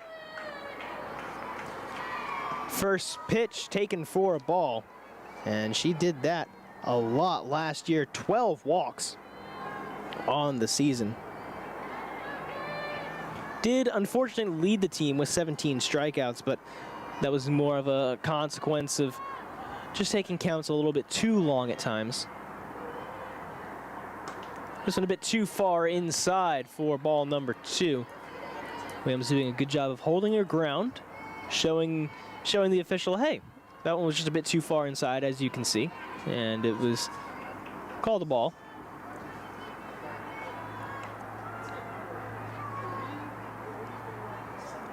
This one low and outside for ball number 3, and already Camacho finding herself in the 3-0 hole. Like we said earlier, Williams, very patient batter, 39 walks in her career. That's good enough to tie her for 9th all-time for Trinity program history. She could draw her 40th here. The wind up, the pitch, got the outside corner of the zone there. Just barely in the zone, at least from our angle. Our angle is a bit different from yours because we're about offset, say about 10, 15 feet to the right. This one is swung on and right to the second baseman, and a pretty easy play there for Maddie Escalon, freshman out of Mansfield, Texas. Actually went to the same high school as Gabby Bird, who's playing catcher today. And I take full responsibility for that one, for the announcer's jinx. I think the umpire heard me down there, gave that questionable strike call. 40th walk will have to come another day. Maybe they've got a maybe they got a little link in an earpiece listening to the broadcast. Using PitchCom right now. Yeah, exactly. The windup in the pitch. Whitaker tried to get a little bit of a jump there. And it'll be 1-0. That's one advantage of batting out of the right side of the plate. You're able to get a little bit of a moving advantage in softball. You're able to start running while you're swinging. Doesn't result in as much contact, but or doesn't result in as much power, but whenever you make contact, that extra 3-4 feet can sometimes be the difference between a close play at first and an out. It's what we call in softball slapping. You slap the ball, if you're a fast enough runner, you can run them out. Listen, call the ball again, 2-0, and you can see all the Yellow Jackets very quickly reacting to the potential slap hit. Running in, trying to get that ball, prevent a infield single. Camacho, the windup, the pitch. Going to be called a strike there, so it's going to be 2-1. Whitaker chose not to swing. Whitaker, of course, the freshman out of Roanoke, Texas. The utility player, kind of plays everywhere. And today, she is the DH. Once again, you see that entire Yellow Jacket defense collapsing in. They got to be careful. If you bite too hard, Whitaker could do a strong slap and hit it right over their heads. Camacho getting ready for the 3-1, still 1 out. The pitch, it is bunted, and Whitaker going to sprint it out, and it gets away from the first baseman. Whitaker's going for 2, can go for 3. She might make it all the way home as the ball is hit off the back wall, and it is going to be an inside the park home run. What a fantastic play for Ella Whitaker, and Trinity is going to take a 2-0 lead. What a way to get your first collegiate home run. Well, they might tag an error out there in the outfield because throwing error leading to the ball running up the foul line over in right field. And just Howard Payne couldn't recover from it. They couldn't get any relays. And it looks like we may get some changes. Coach coming out here, going to be talking to his team. And just like that, Trinity finds themselves in the lead here, 2-0. And, you know, it's a situation that they found themselves in a lot of times. Very good early batting, very good early pitching. And unlike last year, earlier today, it didn't fall apart, hoping that will be continuing. And it's been something that the Trinity coaching staff really focused on, not just in terms of training their players, but also in terms of recruiting. They really focused, again, a lot on pitching. 4 new pitchers on this staff, only 2 returning veterans in the pitching rotation this season. As the huddle breaks, doesn't look like we're getting any major changes here, just trying to, calm Camacho down. Next up for the Tigers. They do flash that E on the scoreboard, so Whitaker will have to wait a little while longer for her inside the park home run, but either way, that was some good hustling by the freshman. A run is a run, and she used that speed to her advantage. As now Camacho gonna try and get herself calmed down a little bit. Still only one out in the inning here as Carson Lee comes up to bat. Lee, one of the best players, actually the best player in terms of returning players, in terms of drawing walks, drew 14 last season. This one is not going to be a walk. This one is going to be through, gets past the shortstop's outstretched glove, and that is going to be another hit for the Trinity Tigers, as they are chomping down at the moment on the Yellow Jackets, and in particular Kayla Camacho. The Tigers are riding that momentum, and it feels like when you get one hit, you start to get them in bunches. That is not what Camacho wants. That's not what Howard Payne wants right now. They really got to find a way, maybe get out with a double play here. Baltzl now at the 9. That first pitch is going to be a strike for strike number 1, and already here, bottom of the second, unless we get a double play, this is looking like we're going to see the second time through the order for the Trinity rotation very early during this game. Camacho with the pitch, swing and a miss by Baltzl for strike number 2. Angela Baltzl in the earlier game today had 3 at-bats, did get a run, and also struck out. So looking for just a little bit more here. Swing and a miss for strike number 3. So goes down 1, 2, 3 here in the 9-hole spot, and now back over to the top of the order is going to be number 10, junior Sydney Watson, out of the San Antonio area. Of course, she did advance on that earlier error, managed to turn it into a run. And Trinity already starting to kind of get a little bit of momentum here. It really feels like they've got these Yellow Jackets on, or on kind of the back foot here. As Camacho gets the pitch, the wind, the throw a bit too high. And it's going to be ball 2. There was a couple of times where Bird was popping up, ready to throw it over to second. Lee on the base paths. She wasn't really on the base paths all that much last season, usually getting pinch ran for her. She doesn't steal a bit, and I think Bird has finally caught on to that fact.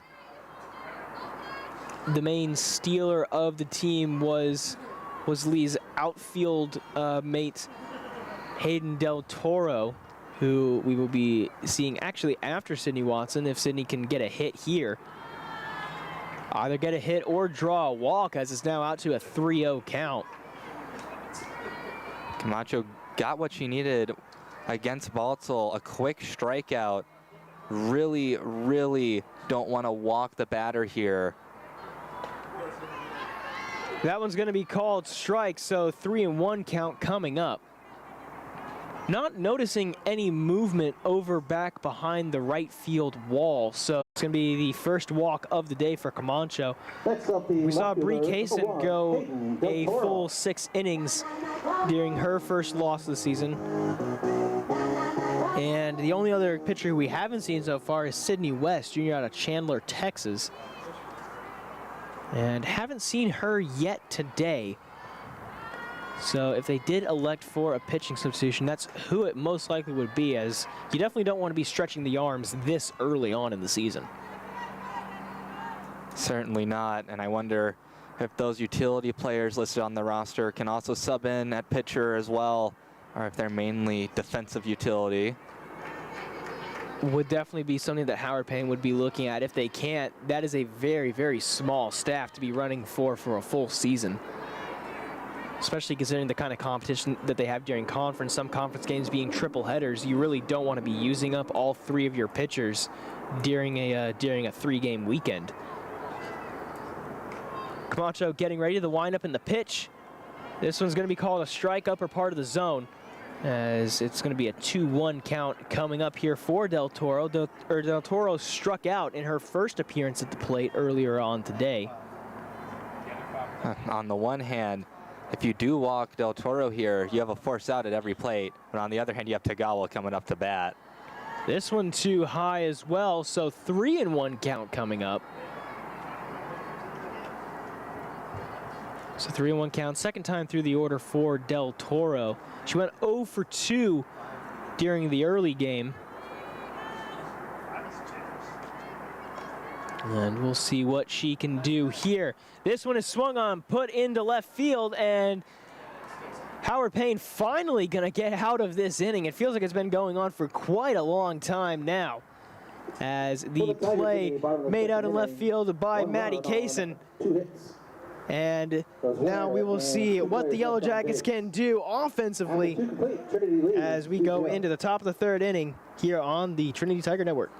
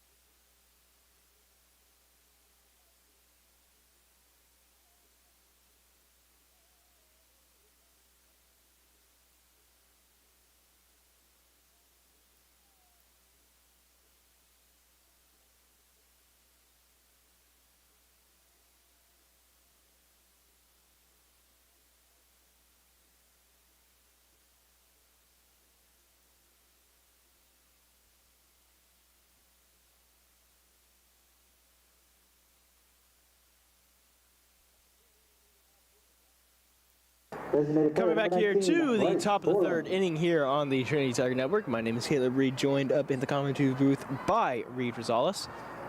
As Cameron Bishop going to be getting ready for her third inning of action, the third inning of her first collegiate start, as that one is whiffed on by Bryce Allen, Bryce Allen Borland. There we go. Those hyphenated names are always a little bit of a difficulty sometimes, but we get there in the end. Bishop so far today, 2 innings pitched, 4 strikeouts, and working on potentially her 5th there as Allen Borland is struggling. This entire Howard Payne offense is really been thrown for a loop here by the freshman lefty. Yeah, and lefties in every sport cause problems because it's a different angle, the ball breaks differently. This one's just a bit too high there to get her looking. And when you're working lefty against righty, just some righty batters just haven't seen that many lefties, and it can just be kind of a question mark when you're going against them. Allen Borland went to school up in Belton, as that's going to be a swing and a miss for strike number 3. So Bishop having a absolute dream start to her collegiate career. 2.1 innings pitched and 5 strikeouts so far. Can't really ask for too much more than that, can you? With Bishop, may have to upgrade her chess piece to a queen because, man, she is on fire right now. First pitch of the at-bat, good for a strike. Escalon, the second baseman, up. Escalon, the freshman out of Mansfield, Texas. Bishop receives the pitch, the windup, the throw, just a bit too far outside there. Ball number 1, so all ones on the top row of the scoreboard. You can see from our angle here at the softball field. That's a beautiful night for the home opener. Can't really ask for too much more than this. Clear skies, a little bit of wind out there in center field, as you can see from the flag. This one just off the top, I'd say probably 6 inches there of the foul netting. Almost went over and into the trees.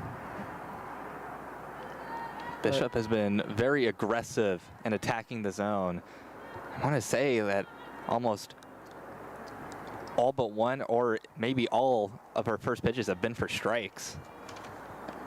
This one swung on yet again and just unable to get the timing quite right there.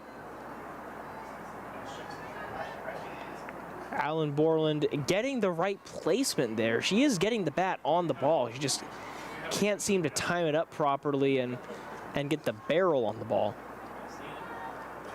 Bishop on Sunday over in Concordia, 1 2/3 innings pitched. Unable to get her rung up there, but 1 2/3 innings pitched. It did allow 2 hits, but did get her first collegiate strikeout. It's freshman versus freshman, Bishop versus Escalon. We'll see who gives. Bishop, the windup on the 2-2. This one is popped up, moving over, and it's going to be foul just over on the roof there of the visiting dugout. Williams was running over to grab it, but instead it's going to set up another 2-2 pitch here. It's important to note, you know, Bishop has another pitch to work with. She could try to catch Escalon chasing, or if she wants to play mind games, she can go right back into the zone with an aggressive pitch. This one, the pitch, it's singled right back into Bishop's face, and finally Howard Payne going to get their first hit of the day here. Maddie Escalon, of course, the freshman, don't really have a lot of stats on her because, you know, this is only the second game that they're playing. Escalon did not feature during game number 1, so she's going to get her first collegiate hit there off of Cameron Bishop, and with how this game is going so far, that's really an accomplishment. Yeah, they tried to go back inside in the zone, and Escalon got great contact on the ball. You have to tip your hat to Escalon. Great piece of hitting from her, being patient, even though it was certainly not the most enviable situation to be in. She worked with what she had, waited for the pitch she wanted, and got good contact and got on base. The wind has started to pick up just a little bit here as we're seeing Madison Kaysen up to the plate. Strike number 2 called there, so it's going to be 0-2 with 1 out. Again, Escalon on first. Maddie Kaysen, of course, the sister of the pitcher who we saw earlier on today, Bree Kaysen. This Kaysen, though, just a junior, again, out of Telephone, Texas. As this one is smacked going over to left. Del Toro kind of bobbled it a little bit, but it doesn't result in extra bases. As now the Yellow Jackets putting runners on first and second. Still just 1 out remaining in this top of the 3rd. Once again, another big test moment for Bishop. You got a runner at your back now. We'll see what the rookie can do here with the pressure. Second time through the order for Munoz. Munoz struck out her first time at the plate.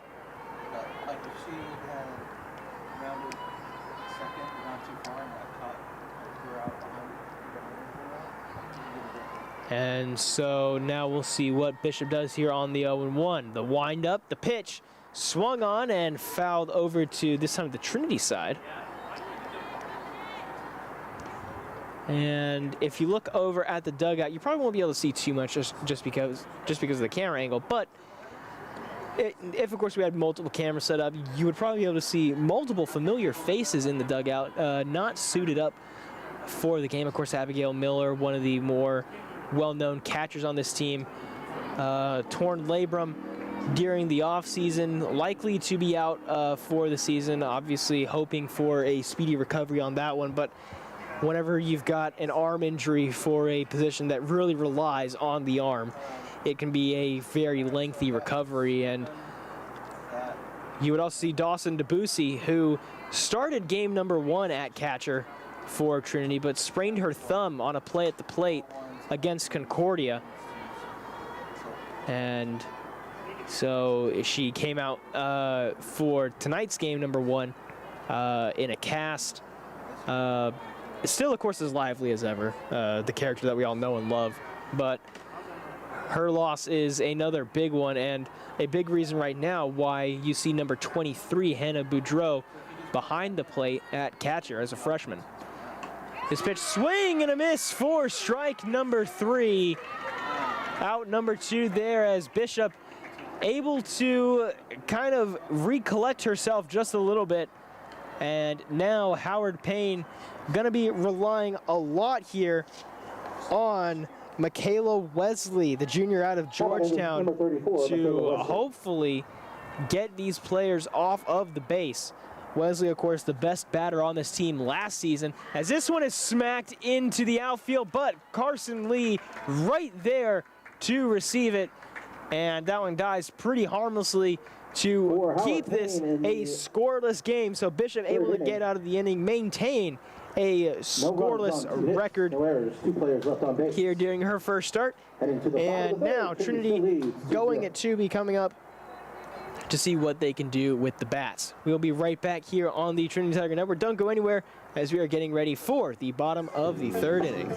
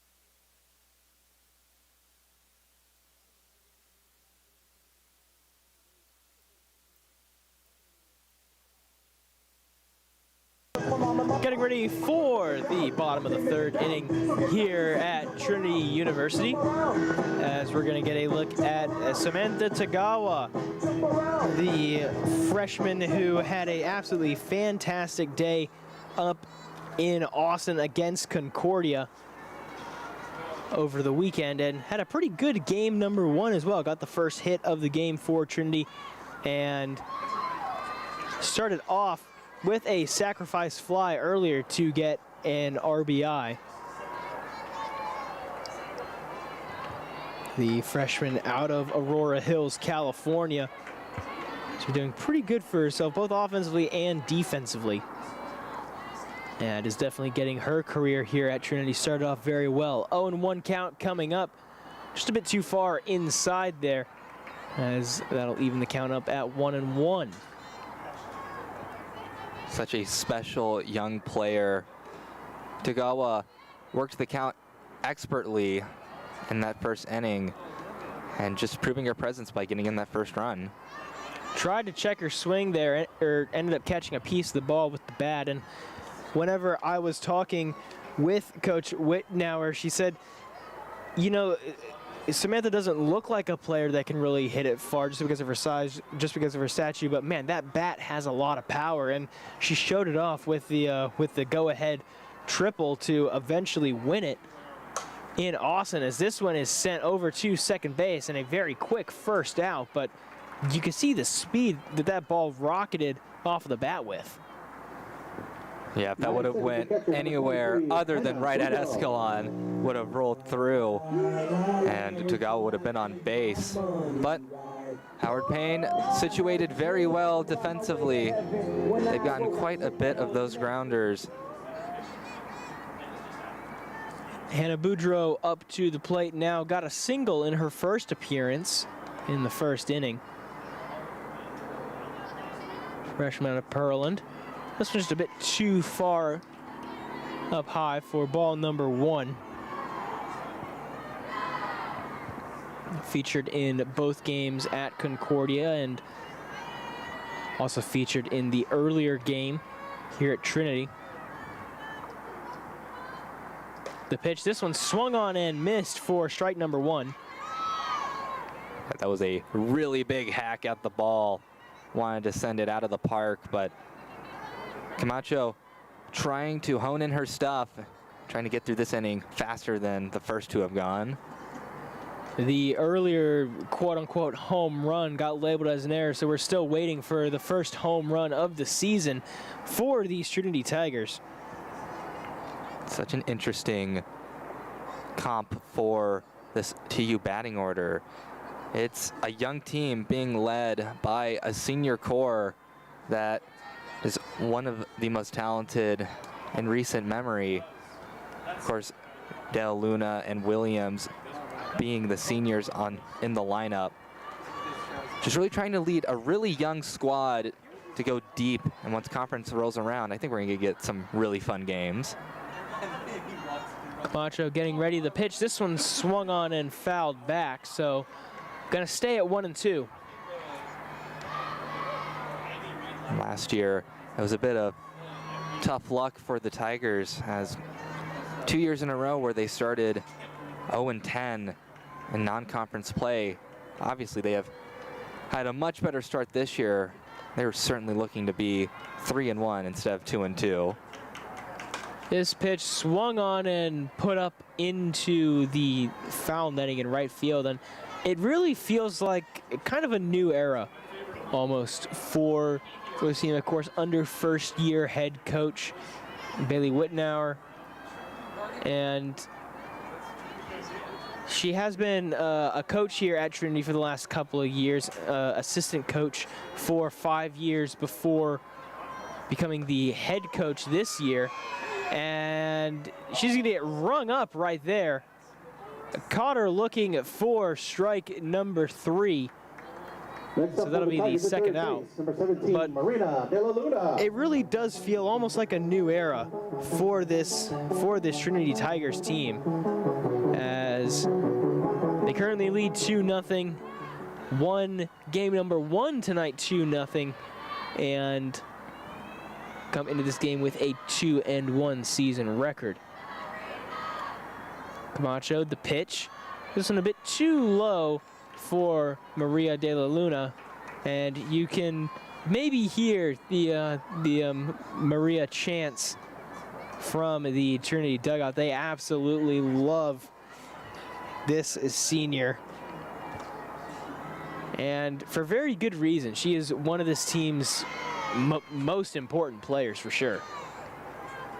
Yeah, Marina hits the ball really well and really hard. If we were playing at the softball version of Oracle Park, she could certainly hit one into the ocean. 1-1 count coming up for De La Luna. Camacho, 2 2/3 innings pitched so far, has 3 strikeouts. This one's not gonna be a strikeout. This is hit well into left, and it's just gonna die out towards the top of the arc. That one looked dangerous coming off the bat, but instead it's gonna be a pop out to left. Madison Kaysen doing a very good job to haul that one in.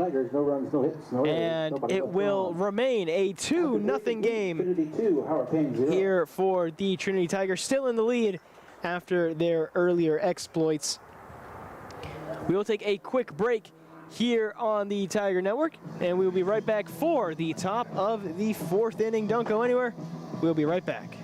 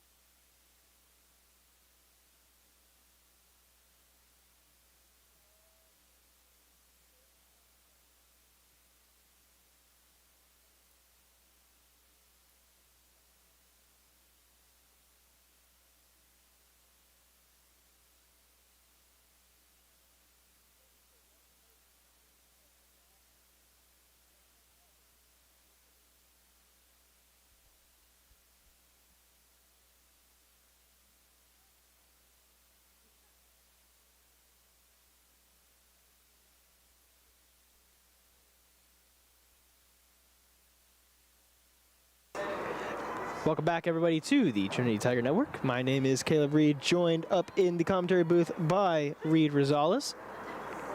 As Kayla Camacho getting ready for her second plate appearance here of the evening. Well, second plate appearance of this particular game. She did have a few plate appearances during game number 1. That one with first pitch at about 5 o'clock local time. For Howard Payne, being down by 2 runs, Camacho has been pitching valiantly. You got to remember that softball, it's a two-way street. Your pitcher has to hold down the fort, but on offense, you got to give them a fort to support. That's what they're looking for right now. It's mostly what hindered Howard Payne, as this one is tipped very hard going out to right. It's the one thing that hindered Howard Payne during their first game, as it was basically the Bree Carson show for a full 6 innings before the wheels finally fell off, and Howard Payne were just unable to give her any support at all. Kaysen pitching one of probably the best softball games I've ever seen in my life, maybe second only to the game that Jordan Arce pitched. But Howard Payne just unable to get any runs on the board, and it's what resulted in the 2-0 loss for the Jackets. 1-2 count coming up after that early ball. Cameron Bishop has pitched one heck of a game so far. 3 innings pitched, only 2 hits allowed, and 6 strikeouts for the freshman lefty. Certainly, just so aggressive. It's made it really hard for Howard Payne. This one over to Tagawa, out to Jordan Williams. Williams has a stretch out for it and makes the play for a fantastic first out here in this top of the 4th inning. Looked to be a little bit dangerous there after Bishop kind of let it go. But instead, it's going to be Fuentes coming up to bat with nobody on base. Michaela Fuentes, the sophomore out of Venus, Texas, 205 batting average last season. 577 on base plus slugging. First pitch is a bit too low for ball number 1. They're trying to get that lower outside corner. Having a little difficulty locating it. It's going to be a rare first pitch ball for Bishop. It's not marked over on the scoreboard yet, but 1-0 count coming up. Bishop, the windup, the swing and a miss for strike number 1, so 1-1 count coming up.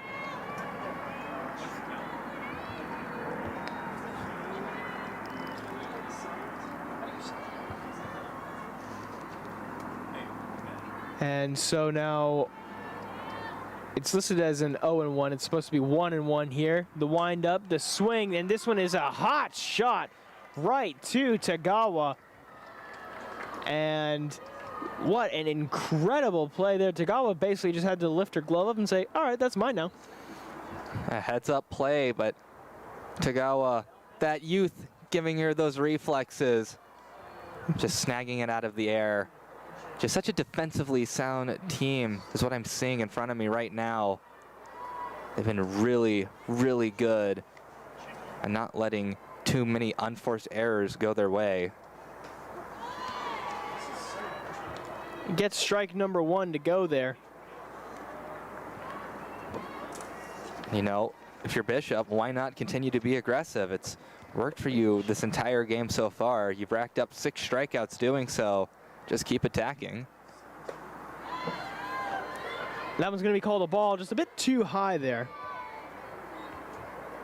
Boudreaux, I think, tried to frame it, but didn't do a good enough job there. And so it's still going to be 1-1. 2 outs here, and Bishop can keep them scoreless here. This is going to be turning into a pretty good first start for her. This one foul tipped and back, so it's going to be 1-2.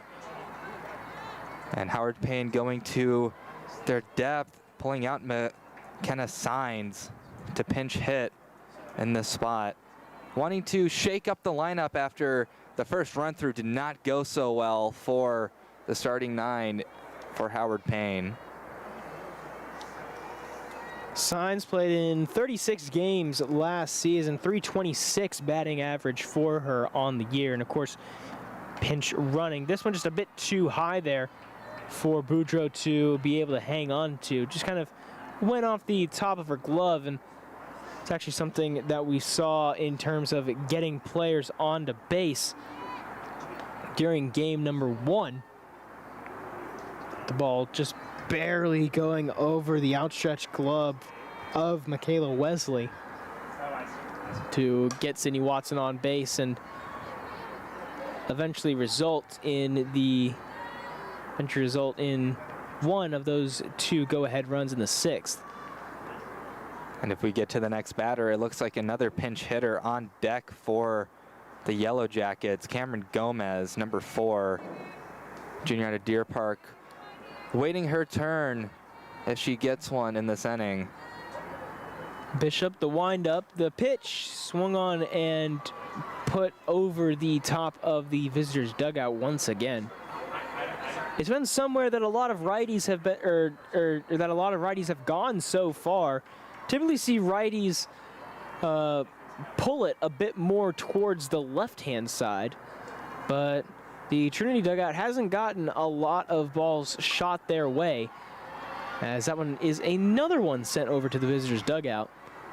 Potentially batters just shaking off a bit of rust, making sure that they, kind of get picked back up into full game speed. This is only Howard Payne's 2nd game of the season, Trinity's 4th.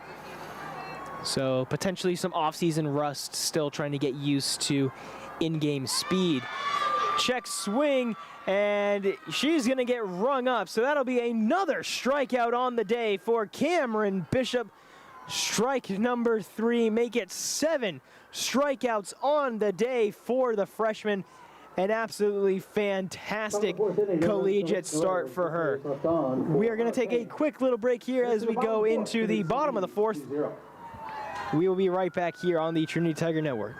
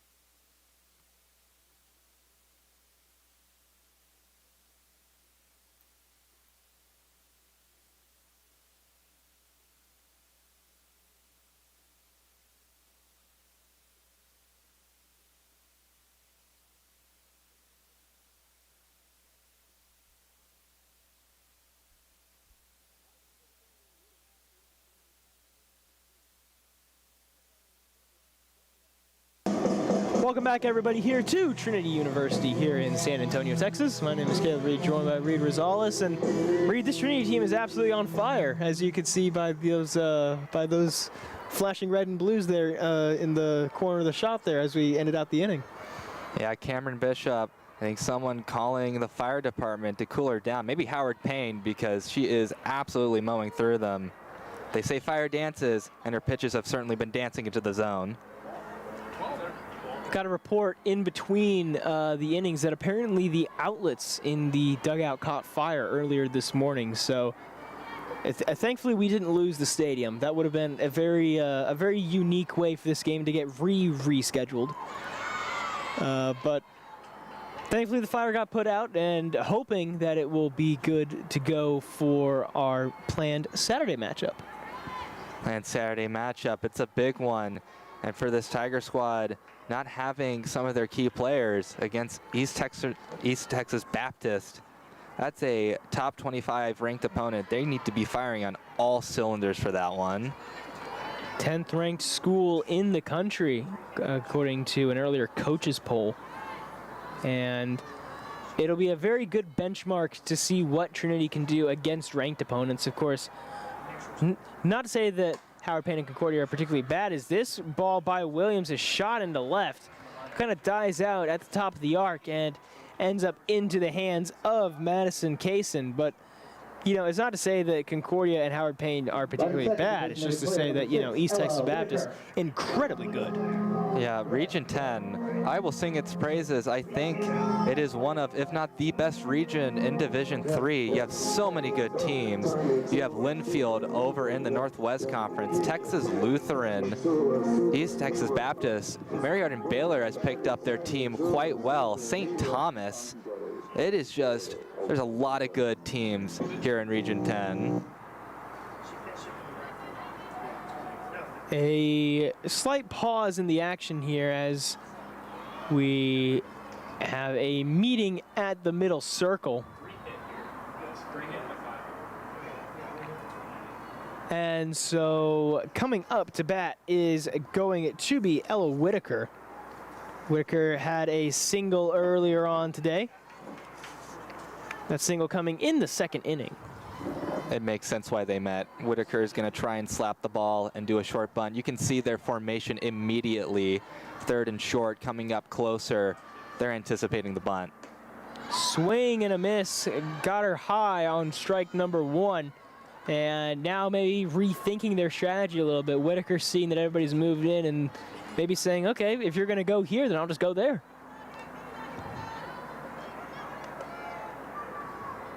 The windup, the pitch, tried to go, and that one just a bit too far outside. It's going to be called ball number 1. Whitaker has not batted before this game,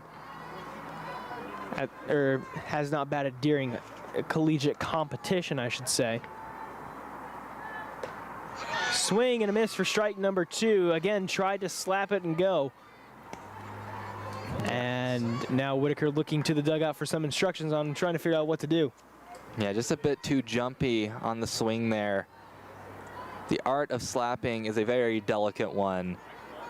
But for Whitaker, her job is to just make contact and put the ball in play to try and run it out. Camacho's pitch just a bit too high there on ball number 2. So 2-2-1 coming up.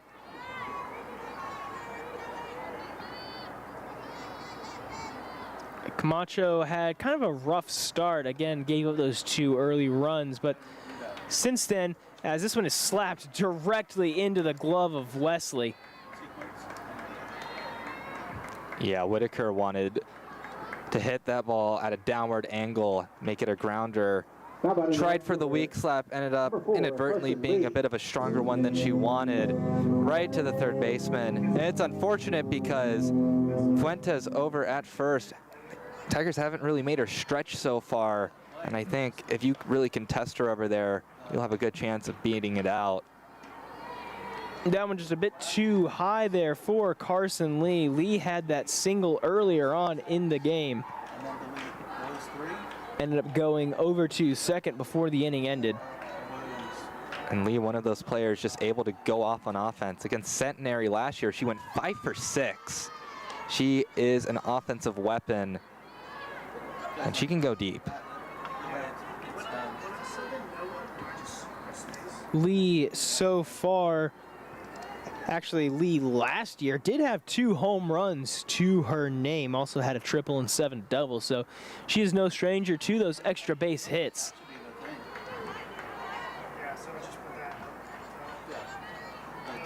2-1 count coming up here, 2 outs here in this bottom of the 4th inning. As Camacho checking her sort of little play sheet there. Getting ready. The pitch just a bit too far inside there on Lee, so 3-1 count coming up. Wearing the play sheet like a belt buckle. Usually see it on the wrist, but whatever floats her boat. Going for the football method. So Camacho receives a pitch, the windup, the throw. This one is swung on, going into left, and is once again going to be picked up there by Madison Case. And she's had a pretty active day out there in left field, I'd say, as that will be the final out here of the bottom of the 4th inning. Bottom of the fourth for the Tigers. We're going to take a quick break here as we get ready to watch Gabby Bird, the freshman out of Mansfield, Texas, come up to bat here in the top of the fifth for the Howard Payne Yellow Jackets. Don't go anywhere. We'll be right back.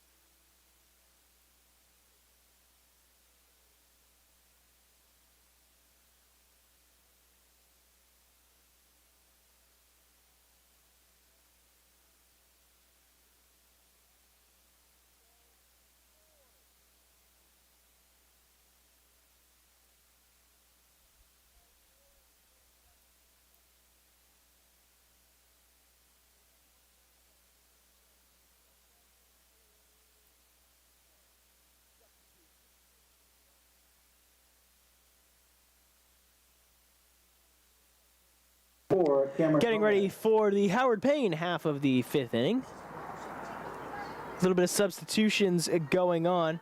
Coming up to bat is going to be number 4, Cameron Gomez. She was the catcher during game number 1. Coming in a pinch hit role here tonight. Also on deck is number 27. That is going... Let's see, I had it just a bit ago. Ashley Pruitt coming up. That one in the upper part of the zone for strike number 1. Ball gets away from Bishop as it's thrown back to her. So Pruitt warming up, Gomez at the plate. Gomez transferring in from Cisco College.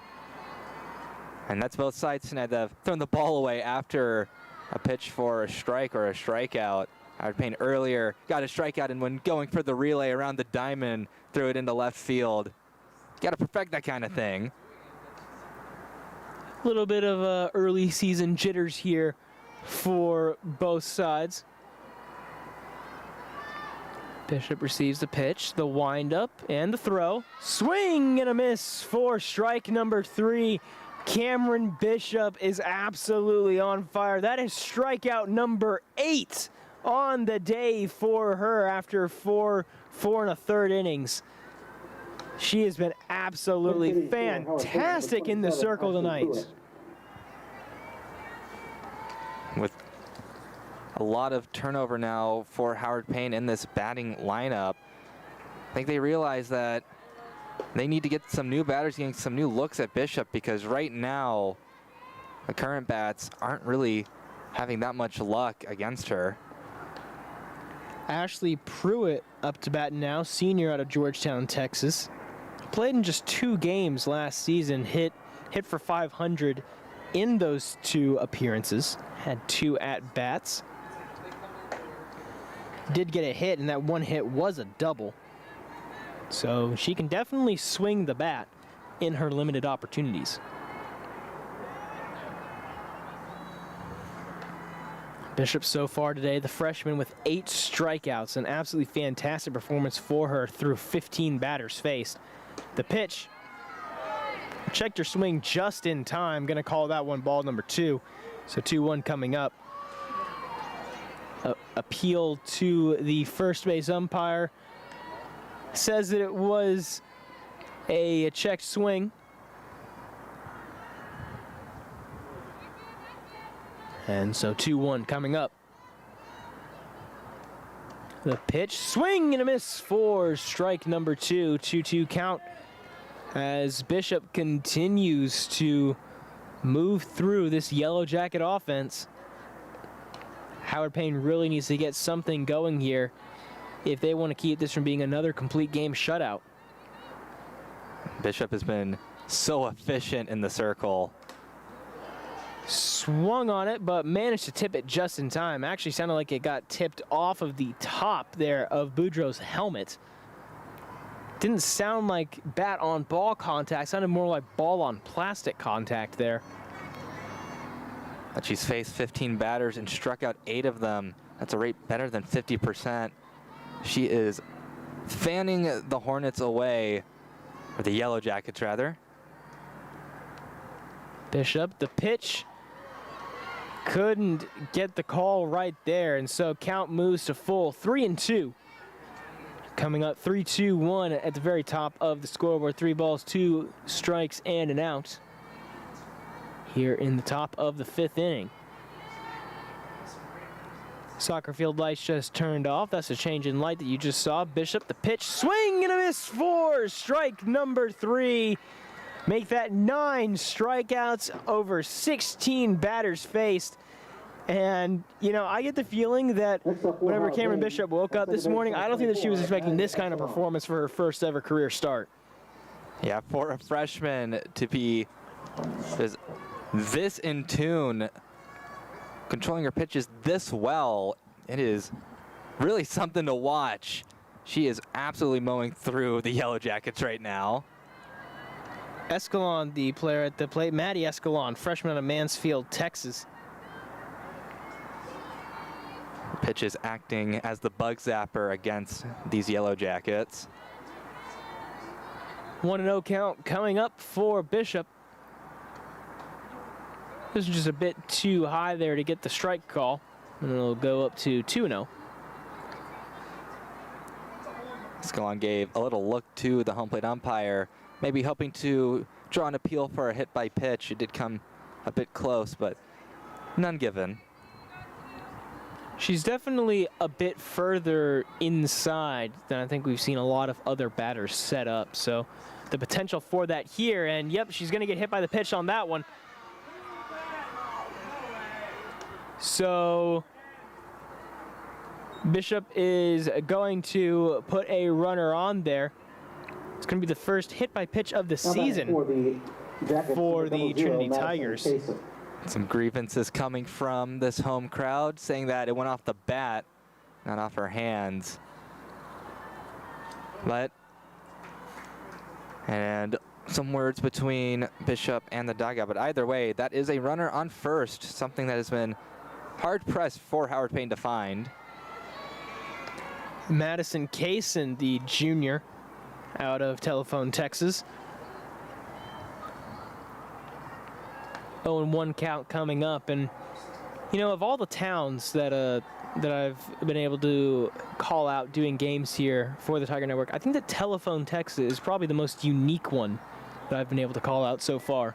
It's a good one. Had a volleyball match where one of the players was from Savage, Minnesota. Ooh, that's a good one. There's a lot of great names in Texas, though. Favorite town name? Earth, Texas. Ooh, Earth, Texas is a good one. I like Eden. Eden's a pretty good one because they've actually got like a miniature Garden of Eden set up in there. It's very nice. They really play on the name. This pitch is just a bit too far outside there for Kaysen. So that'll make it 1-2. Wearing 00 is Kaysen. I wonder what the thought process is between 0 and 00. What makes a player choose 00 over just 10? This one goes over to Tagawa, and Tagawa's just going to go right back over to Jordan Williams for the out. The 00 is not really helping out too much there on that at bat. And the zeros remain on the scoreboard for the Yellow Jackets. Bottom of the 5th coming up for the Trinity Tigers, who lead 2-0 here over Howard Payne University. We'll be right back after just a couple of minutes here on the Trinity Tiger Network.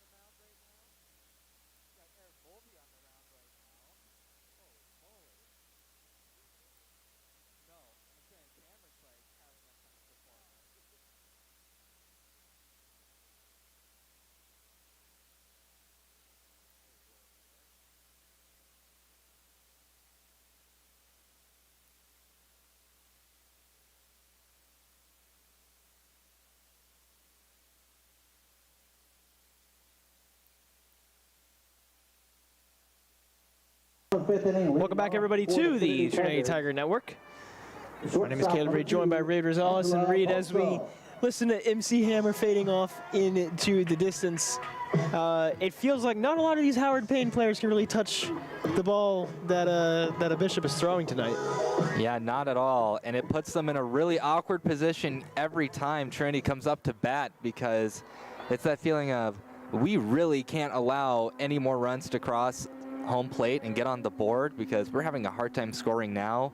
We don't want to have to score 4 or 5 runs in the top of the 6th or 7th. This one by Angela Baltzell goes off the top of the visitors' dugout, and once again, it feels like these righties are just having a little bit more difficulty than normal catching up to the speed of the ball. Gonna definitely be something that we need to look out for later on in the season, but right now it's been a fantastic start for these Trinity Tigers. This one popped right over the head of the first baseman. Baltzell thought about going for 2, but that is going to be a good little base hit right over the top there of Michaela Fuentes. And Baltzell is going to get another hit on the day.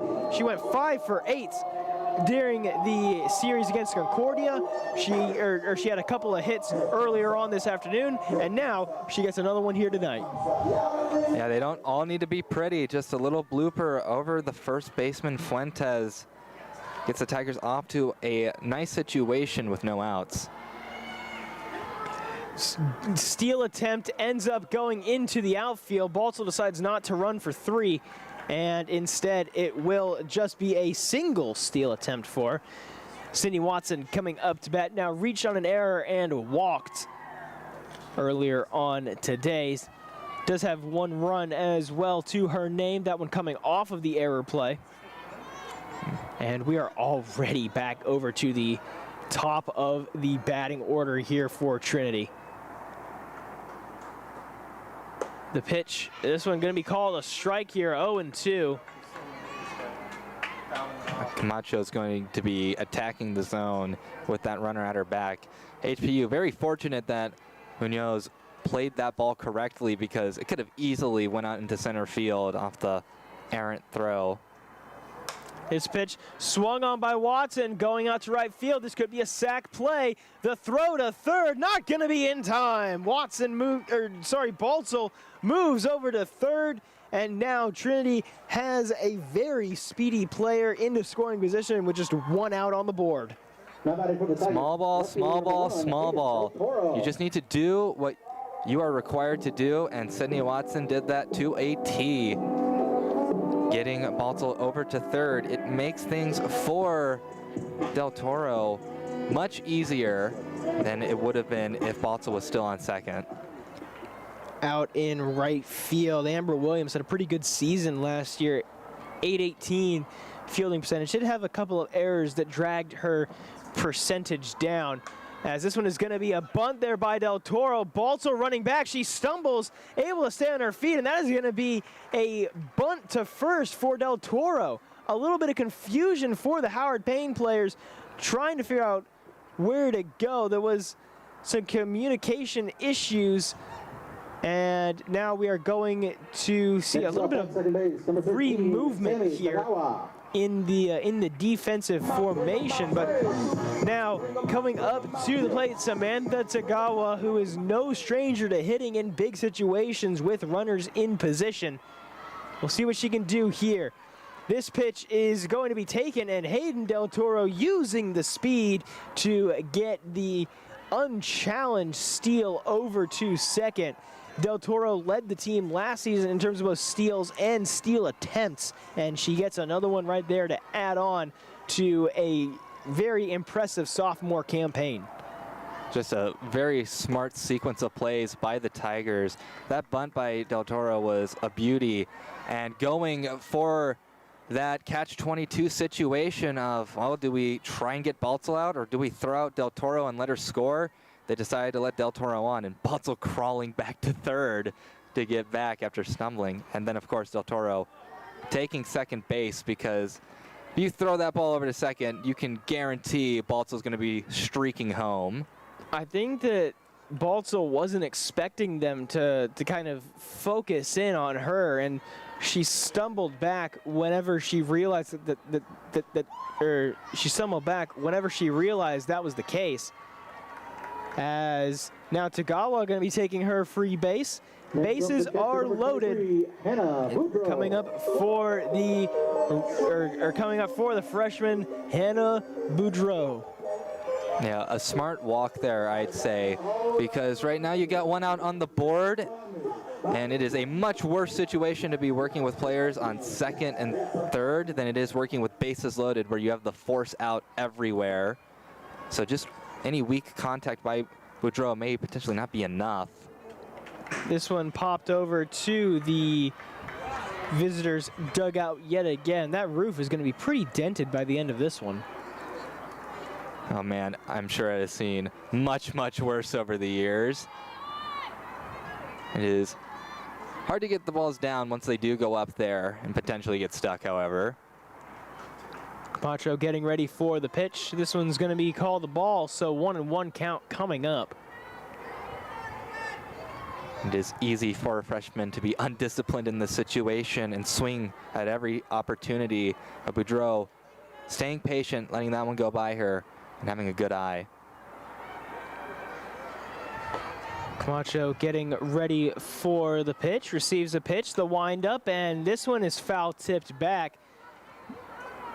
Boudreau definitely not wanting to take a base on a walk. She wants to be the reason why there's a lot of cheering in this crowd right now.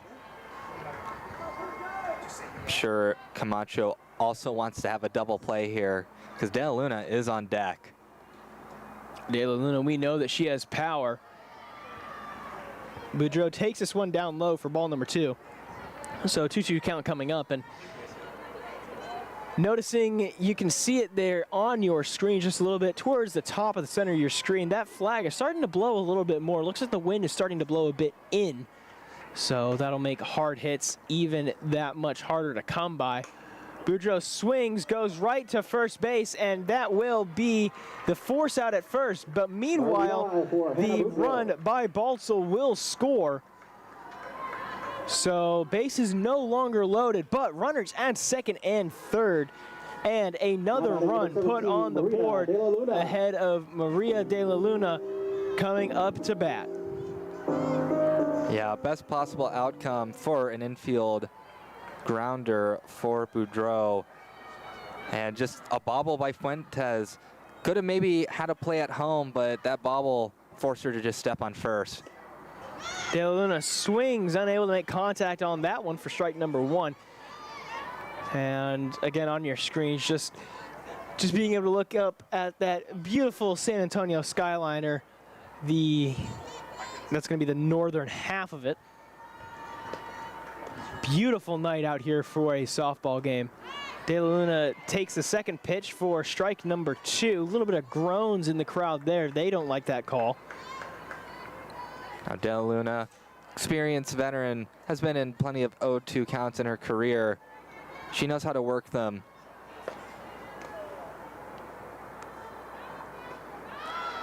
Takes ball number 1 there, so it's going to be 1-2.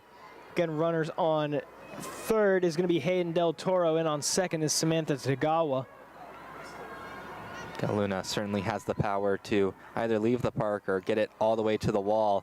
And if that's the case, you can expect both those runners to be coming home. She led the team both in home runs and in doubles. That one is swung on and tipped. They're going to call it a swinging strike 3, and that will be the final strike of the inning. So Trinity leaves 2 on, but they managed to get 1 across. Made this a 3-0 game heading into the final 2 innings here for the Howard Payne Yellow Jackets. We're going to take a quick break here on the Trinity Tiger Network, and we will be right back after just a minute or two. Don't go anywhere.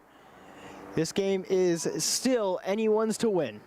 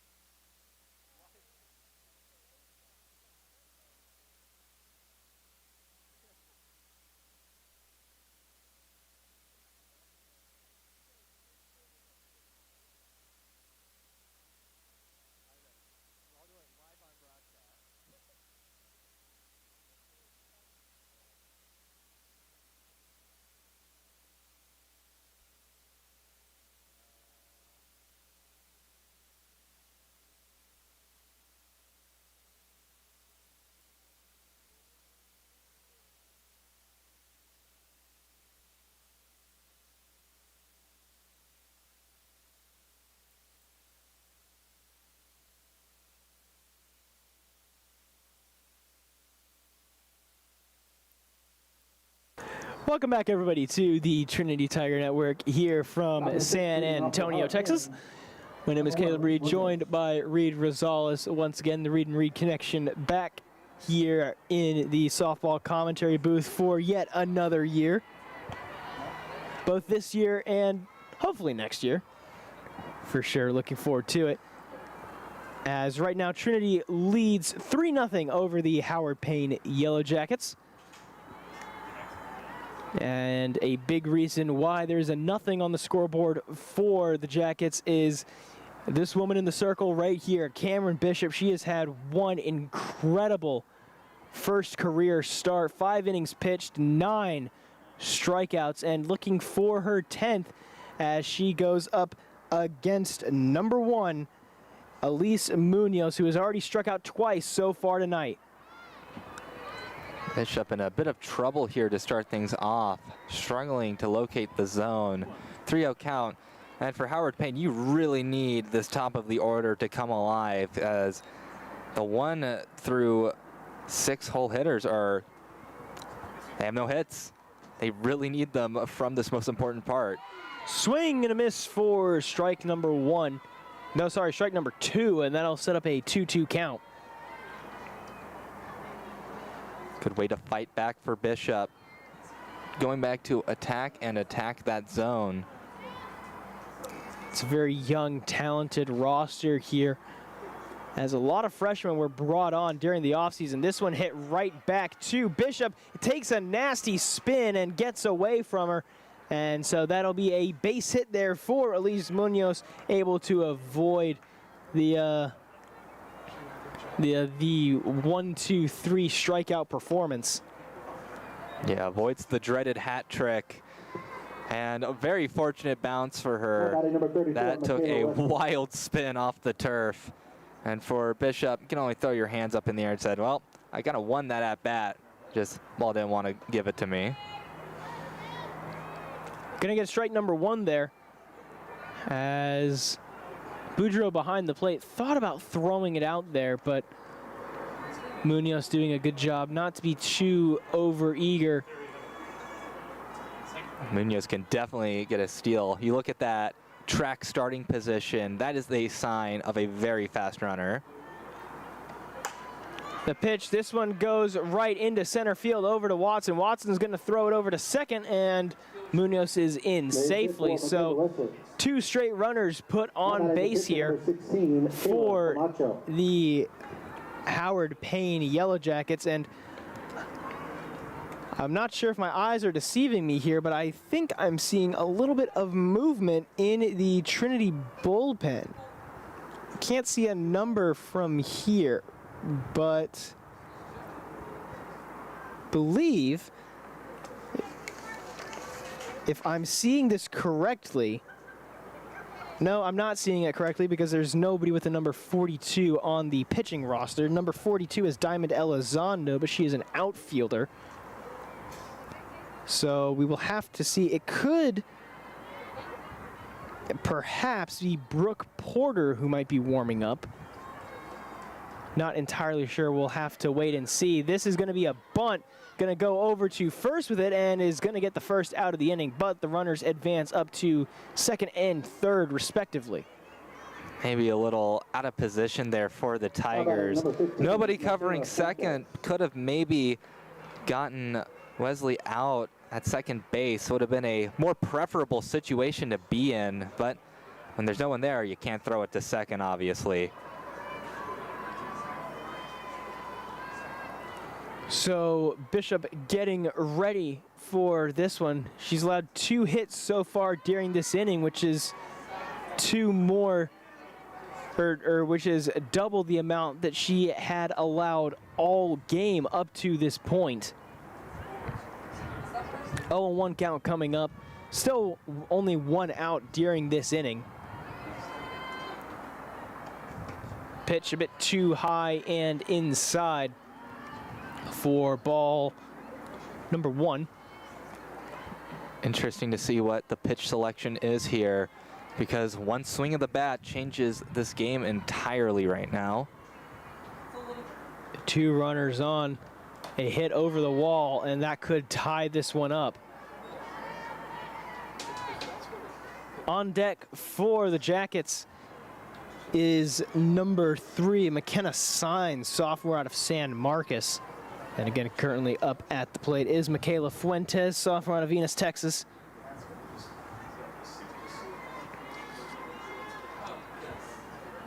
Bishop looks, winds up, the pitch, swing, and a miss.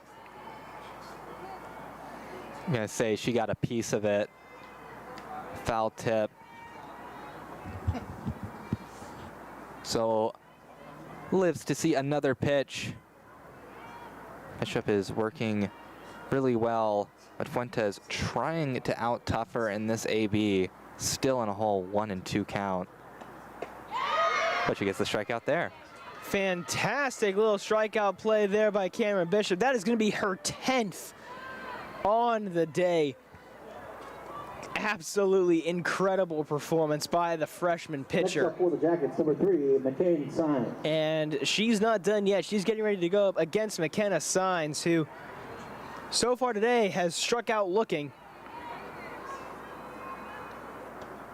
0-1 so far on the day for her, and we will see whether or not Bishop can make that 2 strikeouts against Sines on the day. Yeah, it is certainly a good accomplishment, 10 strikeout game, but back to work immediately. Still not out of the woods just yet. You still have 2 runners in scoring position. This one tipped and fouled. Sines, as a batter last season, had both 12 walks and 12 strikeouts, also had 13 runs batted in. She makes contact on the ball here and manages to get it down without having it get caught. That would be, I believe, that would be her first RBI of the season, because if that ball gets down anywhere in the outfield, these batters are going to run for it. Strike 2 called there, so it's going to be a 1-2 count coming up. Bishop potentially going to be able to get out of this inning without surrendering a run. That would be huge, not only for her confidence, but for this game, as that would limit Howard Payne to just 1 inning to score 3 or more runs. Bishop, the wind-up, the pitch. Fans calling for the swing, not going to get it there. It's going to be called ball 2. And so all 2s on the top row. Peel up third base. Just not going the way of the Tigers. That's a tough call. But either way, you're going to have a lot of tough calls in your career. You got to work through them. Bishop, the windup, the pitch. This one's hit out to first base, and what a play by Jordan Williams to save the run. Williams leapt up to grab it, an off-balance jump.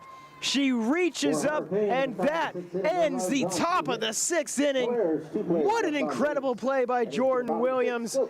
As now, guess who's coming up to bat next? Could it be? It could be. Jordan Williams, after that fantastic defensive play, maybe going to try and make some noise offensively here for the Trinity Tigers as we get ready for the bottom of the 6th inning. We will be right back here on the Tiger Network. Don't go anywhere.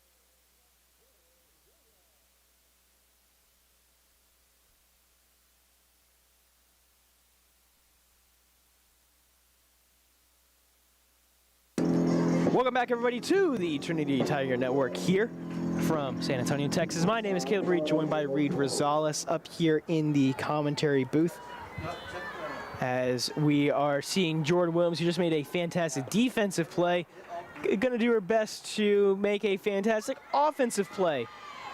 First ball called for a strike. Sorry, first pitch called for a strike. Both teams have 4 hits so far today. Howard Payne has 2 errors, and those 2 errors are a big reason why the score is what it is right now. Trinity leading 3-0 over the Jackets. Camacho has been pitching really well. Only 1 earned run, so those errors contributing to 2 out of the 3 runs that the Tigers have. Camacho trying her best out there to hold down. Williams smacks that one into left. That is going to be a base hit for Jordan Williams, her first hit of the game. Of course, Williams did play over in Concordia, got 3 hits on 7 at-bats during that series, and whenever they played earlier today, she was unable to get a hit there. But Williams doing a fantastic job, as now she's going to get pinch ran for, as on comes Jordan Arce. So the star pitcher of game number 1 comes in to run for Williams. Jordan for Jordan. Arce has so much speed. She was the runner when De La Luna hit that RBI to take the lead against Texas Lutheran in that SCAC tournament. She ran all the way from first to home.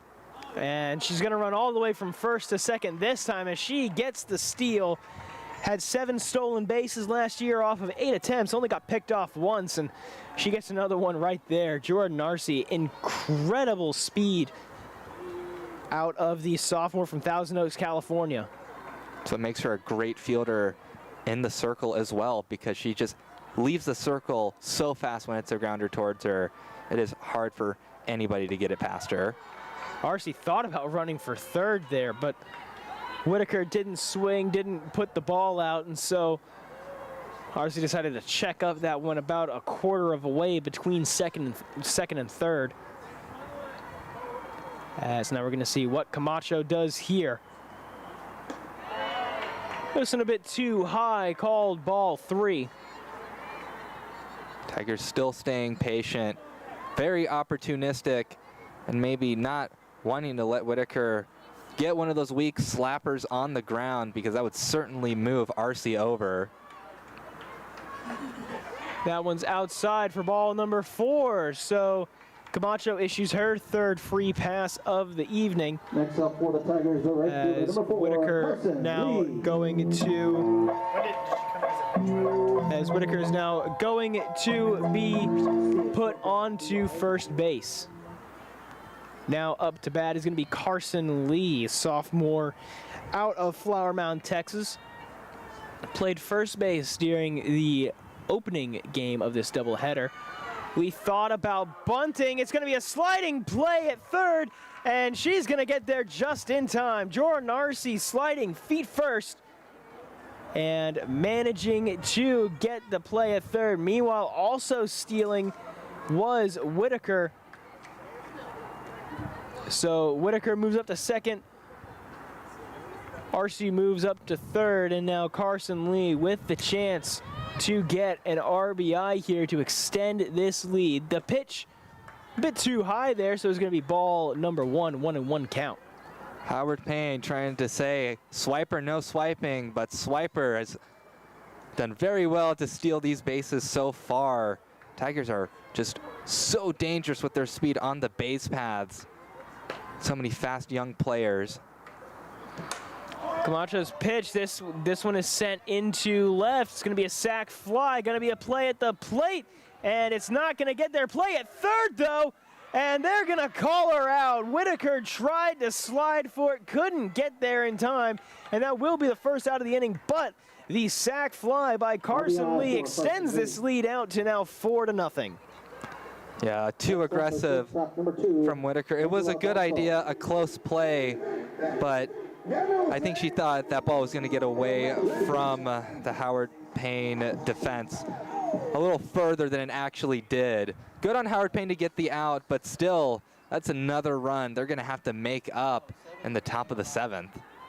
It was a cannon of a throw out there by Maddie Kaysen as this ball is going to be popped up again out to Kaysen.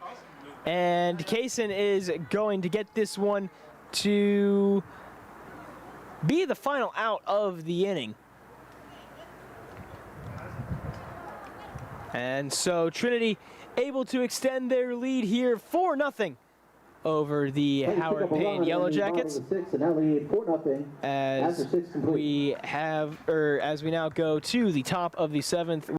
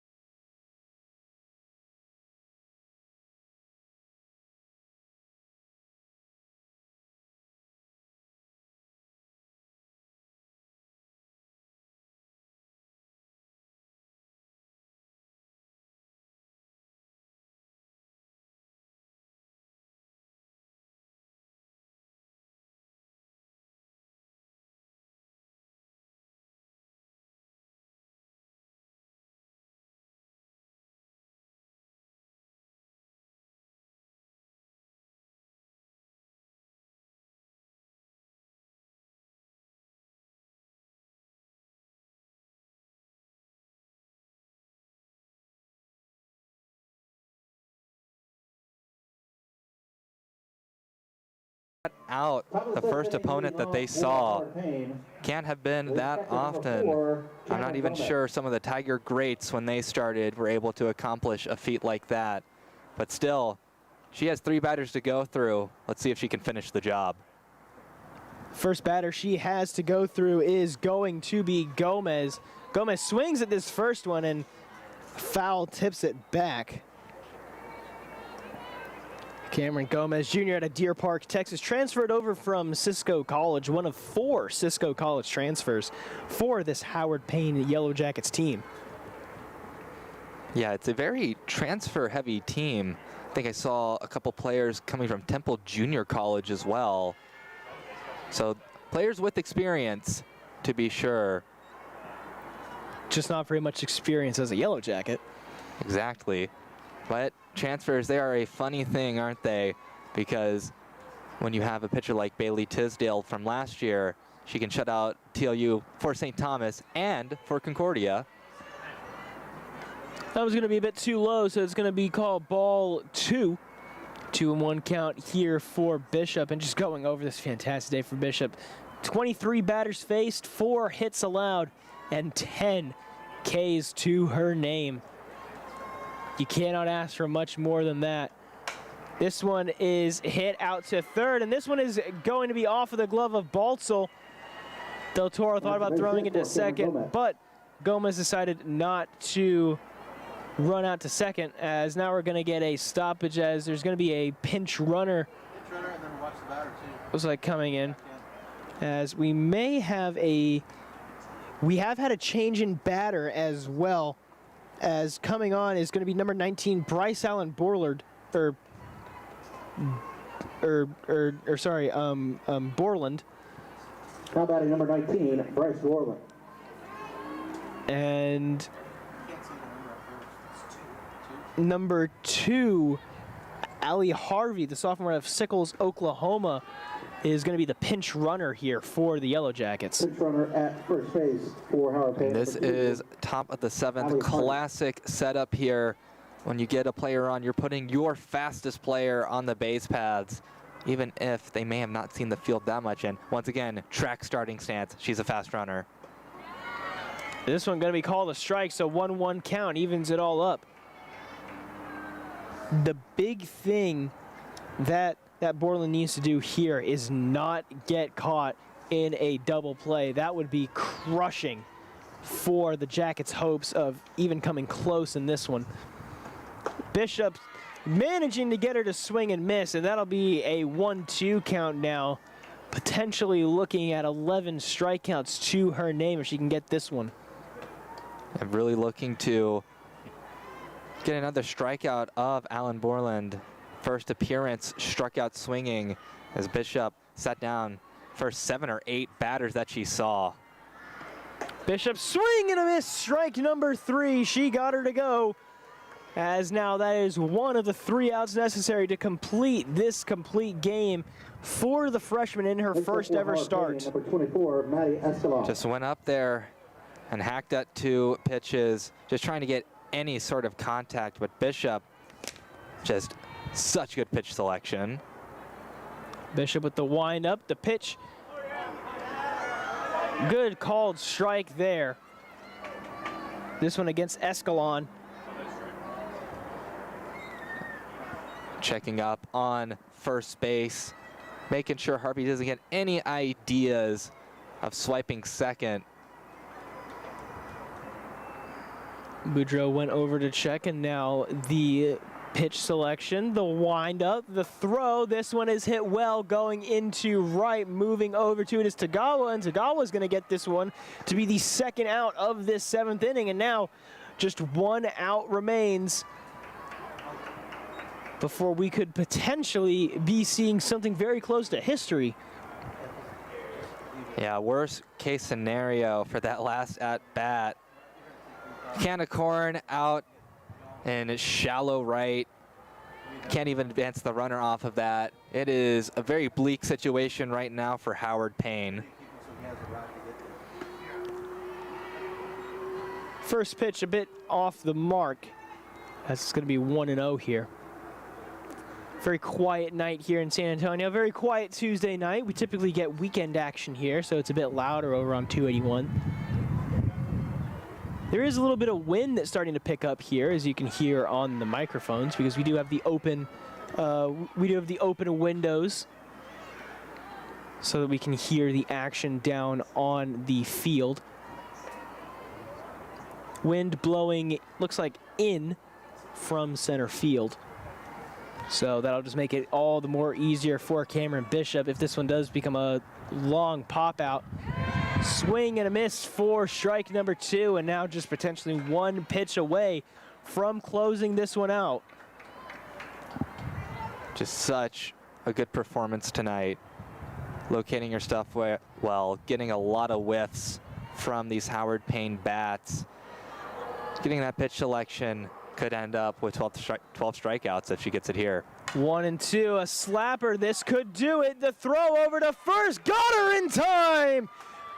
Marina De La Luna manages to get the ball over in time, and that will do it. Cameron Bishop closing out a fantastic 10 strikeout day in a complete game shutout during her first ever start. Excellent start, and you're shortchanging her. 11 strikeouts. She got her 11th? Oh, man. 11 strikeouts. Double digits. Yeah, break out the brooms as Trinity gets the sweep, and just good performance all around. The bats did what they needed to do. Cameron Bishop comes in, and Howard Payne just really had very little answers. There were some moments where they were handling an aggressive pitcher right by just constantly fouling it off, but just couldn't get the upper hand in the end. And you end up with 2 sides that both have 5 hits, but Trinity comes away with 4 runs. 10 months after starting out 0-10, the East Trinity Tigers are now out to a 3-1 record here in 2024, and you really cannot ask for much more than this. Obviously tonight, the big focus has been on Cameron Bishop, but we got to talk about the rest of this team. They were absolutely fantastic. You can see it there on the scoreboard on your screens right now. There were no multi-run innings during this game, but just consistently getting the bat on the ball, getting runners on base, and getting points on the board. Yeah, and no errors either. very sound with their gloves. And Jordan Williams, oh man, she is such a talented first baseman. That line shot right to her that she picked out of the air. She made some tough picks out of the turf. It is just full confidence when they throw it over to her because they know she's going to get it. And for everyone else, I think we had one bobble play the entire game that wasn't even an error. Just such a good day all around. Overall, absolutely fantastic from everybody on this Trinity side. Looking over the stats of the game, nobody had a multi-hit day. However, it was just a fantastic, again, all-around performance, and Cameron Bishop ends the day out. 7 innings pitched, only 5 hits allowed, and 11 strikeouts. You cannot ask for much more than that whenever you face 27 batters during a game. And so, looking ahead, the Trinity Tigers now at 3-1 are going to face quite possibly one of their biggest challenges of this, at least early part of the non-conference season, whenever they take on East Texas Baptist University here at home, the scheduled home opener. That one coming on February 17th, and then on the 23rd, they're going to have a doubleheader series against Hardin-Simmons. So 3 straight Texas rivals, actually 4 straight Texas teams that they're going to be playing, and we're very much looking forward to that one. Yeah, unlike last year, we got a lot of home games, a lot of broadcasts to do. It's going to be really, really fun. And so Trinity ends it 2-0 in, or a 2-0 win in game number 1, a 4-0 win in game number 2, moving up to 3-1 on the regular season. My name has been Caleb Reed, joined in the booth by Reed Rosales. It has been a pleasure joining you this evening, and we will see you all on Saturday. Take care, everybody.